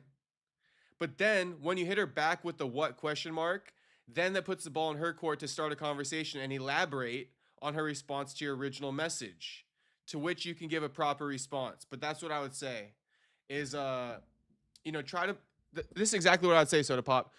Even if you hit her up to kick it, that's fine because you got to shoot your shot, but you got to flip it, right? You got to flip it. That's what I would give you guys. That's the free game of the night. When you hit up a chick, right? Yes, you're the one pursuing her at first, but instantly, once you hit her up and she responds, you got to flip it so that she's chasing you, right? We got to flip it so that, she's the one putting herself out there. You're responding with the shorter answers, right? So that's what I would say. That's what I would say. You had an opportunity to flip her and make her start responding to you, or start not responding to you. You had the opportunity to flip the script here, hit her back with the same word that she sent to you. Then she would have had to elaborate. Then you would have been responding to her, because right now she's just responding to you, right? So that's what I'm saying. You got to put the ball in her court. You got to put the ball in her court. Make them chase you, right? Make them be the one pursuing you, even though you hit them up first. Shout out to all the boys, though. W Soda just better get his ENC out. You're done, buddy. Oh, Soda Pop killing me.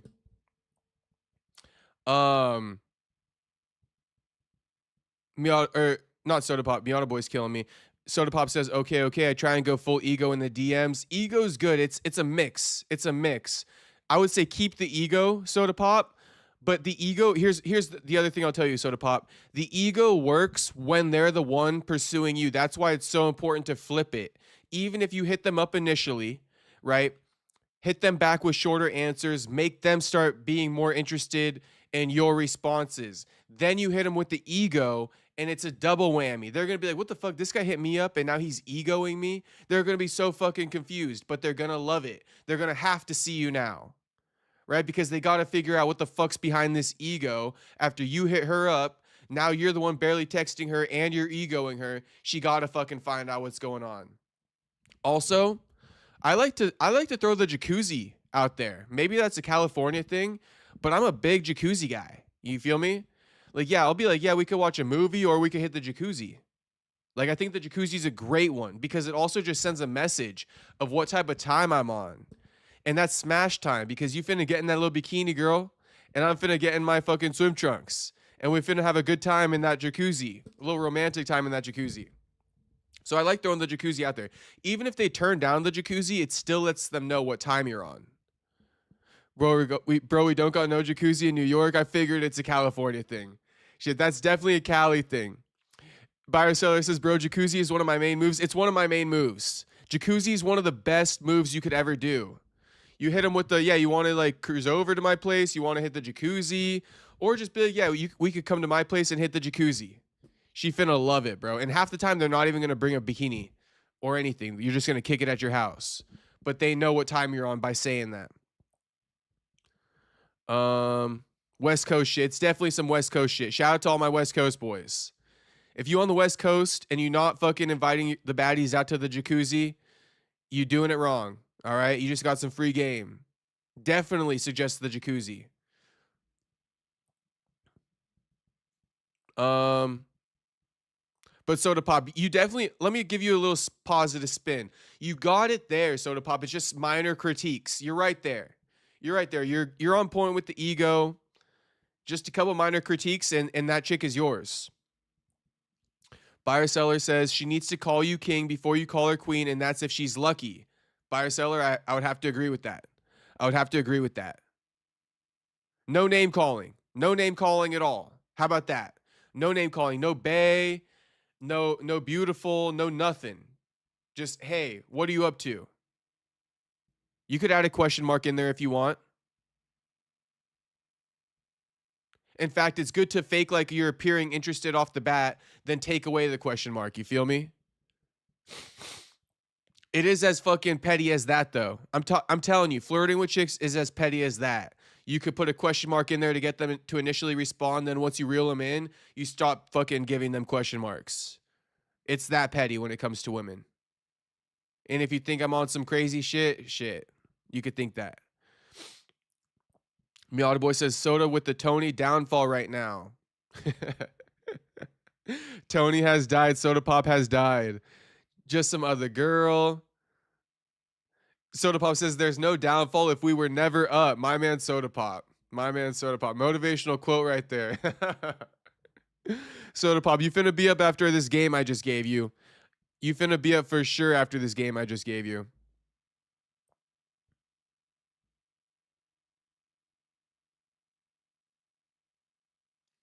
Dylan says, Castro, I need some actual game. How do you make older women take you more seriously? I'm going to hit you with something that you're probably not going to like, Dylan. You're probably not going to like it, but I'm going to tell you this. The older women, if you're too young, they're not going to like you. The sweet spot, Dylan, is like 25, 26. That's when older women are going to start noticing you. When you're about 25, 26. Before you're 25, 26, they don't give a fuck about you. You're too young for them. And that's just point blank, period. I mean, you might catch a fucking MILF baddie, but I don't think it's going to be a good one. I would say, yeah, once you're 25, 26, you can start, the MILFs will take you seriously just off the bat. Just off the bat, they'll fuck with you. They'll be interested in you. And then it's like taking candy from a baby, Dylan. You don't even need the game. The MILFs are going to be interested in you. All you got to do is approach them the same way you approach a regular woman. The only difference is they'll be interested in you now because you appear a bit older. But yeah, like older women never are going to really want to go for like a 21, 22, 23, 24-year-old guy. By the time you're 25, 26, okay, they might be able to take you seriously. That's my advice for you, Dylan. So if you below 25, you got to wait. You got to wait. And I think you might be below 25. Shit, someone tell me if I'm lying.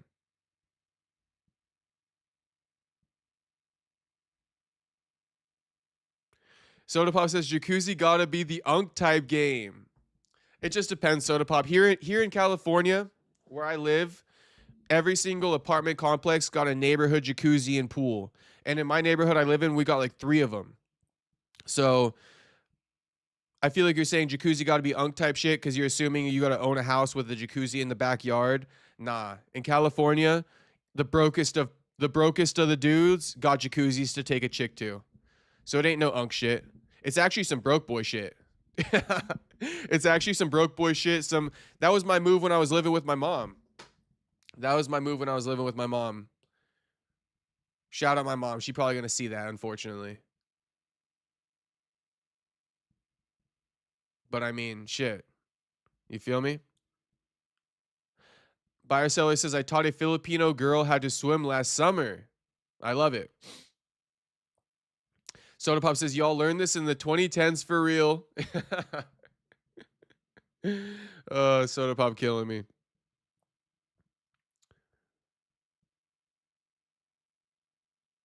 Miata Boy says, I just take them out in the Corvette, then dinner, Taco Bell, low level. I mean, that works out too, Miata Boy. That definitely works.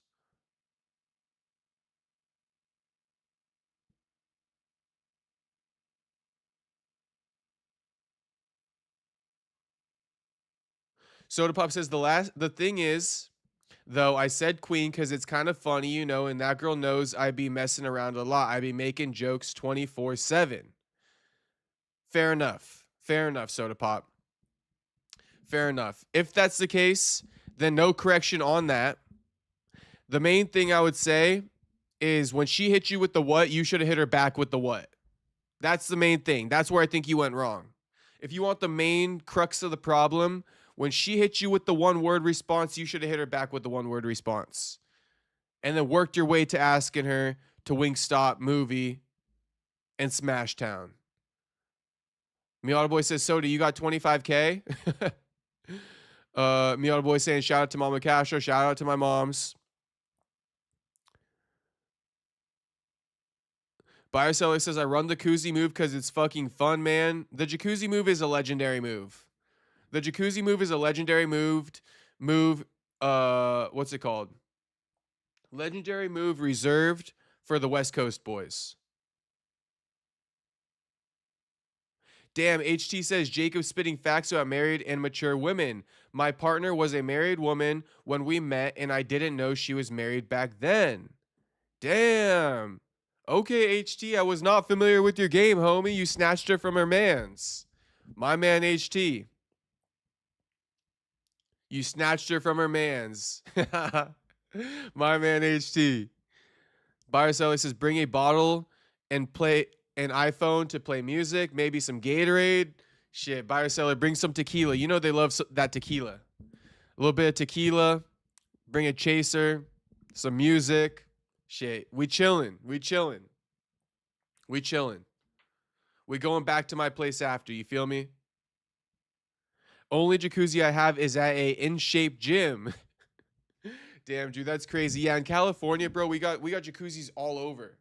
All over. In fact, I got like 3 jacuzzis I can go to that aren't even like in my neighborhood. I just like, from living here, I just be knowing how to sneak in and shit like that. HT Chad? I mean, HT got a little bit of Chad in him, yeah. Yeah, I would say so. HT got a little bit of Chad in him. I didn't know he had it in him. My man HT. Shit, my man HT. I couldn't be more proud of you tonight, HT. I want you to know that, HT, when you fucking lay your head down on that pillow tonight, I want you to know I'm proud of you, homie. My man HT. All right. All right. And HT, you're the reason why I went live later tonight, because of the comment you left. So my man HT, much love to HT. Easy money, buyer seller, easy money. Soda Pop says, I just want a 7.2 out of 10 Latina for real. You finna get it, Soda Pop. You finna get it. You finna get a 7.2 out of 10 Latina for real. Maybe even a 7.5. You feel me? You finna get it, homie. Just stay patient, keep your eye on the prize, and don't lower your standards. That's what I gotta say. Stay patient, keep your eye on the prize, don't lower your standards. You finna get it. You finna get it in the Big 26, homie.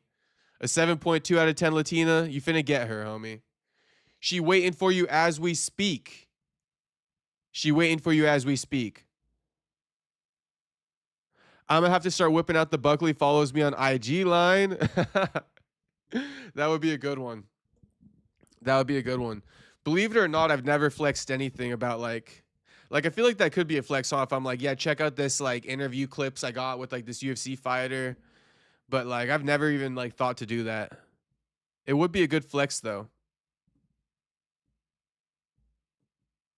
So yeah, this one did like 500,000 views on like TikTok, like 1,500 comments. Like it's a good look.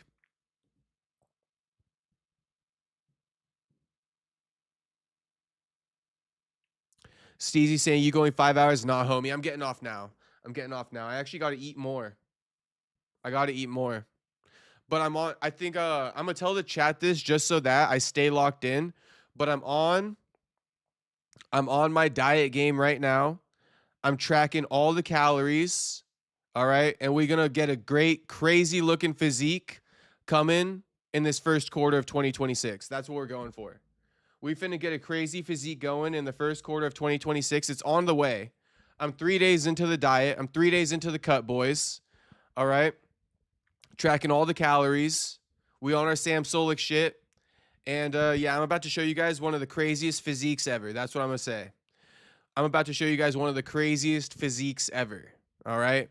We're going to put that one fucking YouTuber, MMA YouTuber, whatever his name is, in the dust. What's his name again that sells the cookbook? Who's the guy that sells the cookbook? You boys are finna ask me what the fuck my cookbook recipes are when this is all said and done. Big up. Yeah, so I got to eat more food right now. You guys want to know? This is what I got to eat.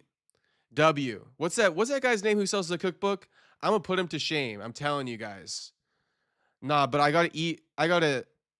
All that to get chin Jacob? Shit. All that to chin somebody? Yeah, Lucas Tracy.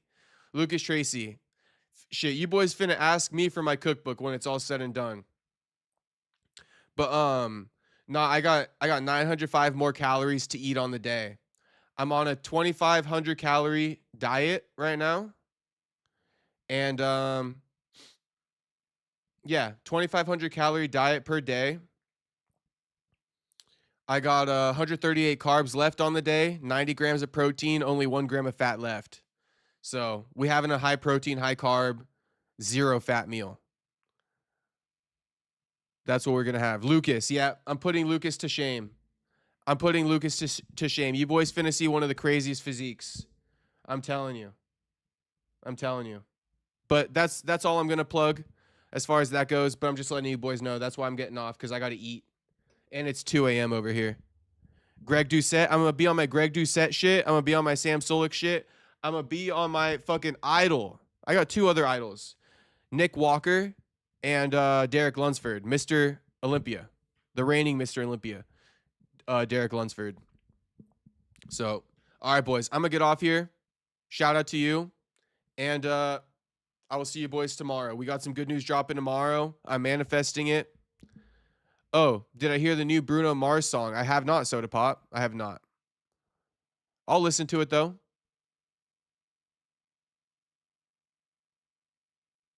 Oh, and then HT says, why do you think I agree with a lot of the news and issues you talk about? We have very similar way of thinking. Shit, my man HT. Match made in heaven, my man HT.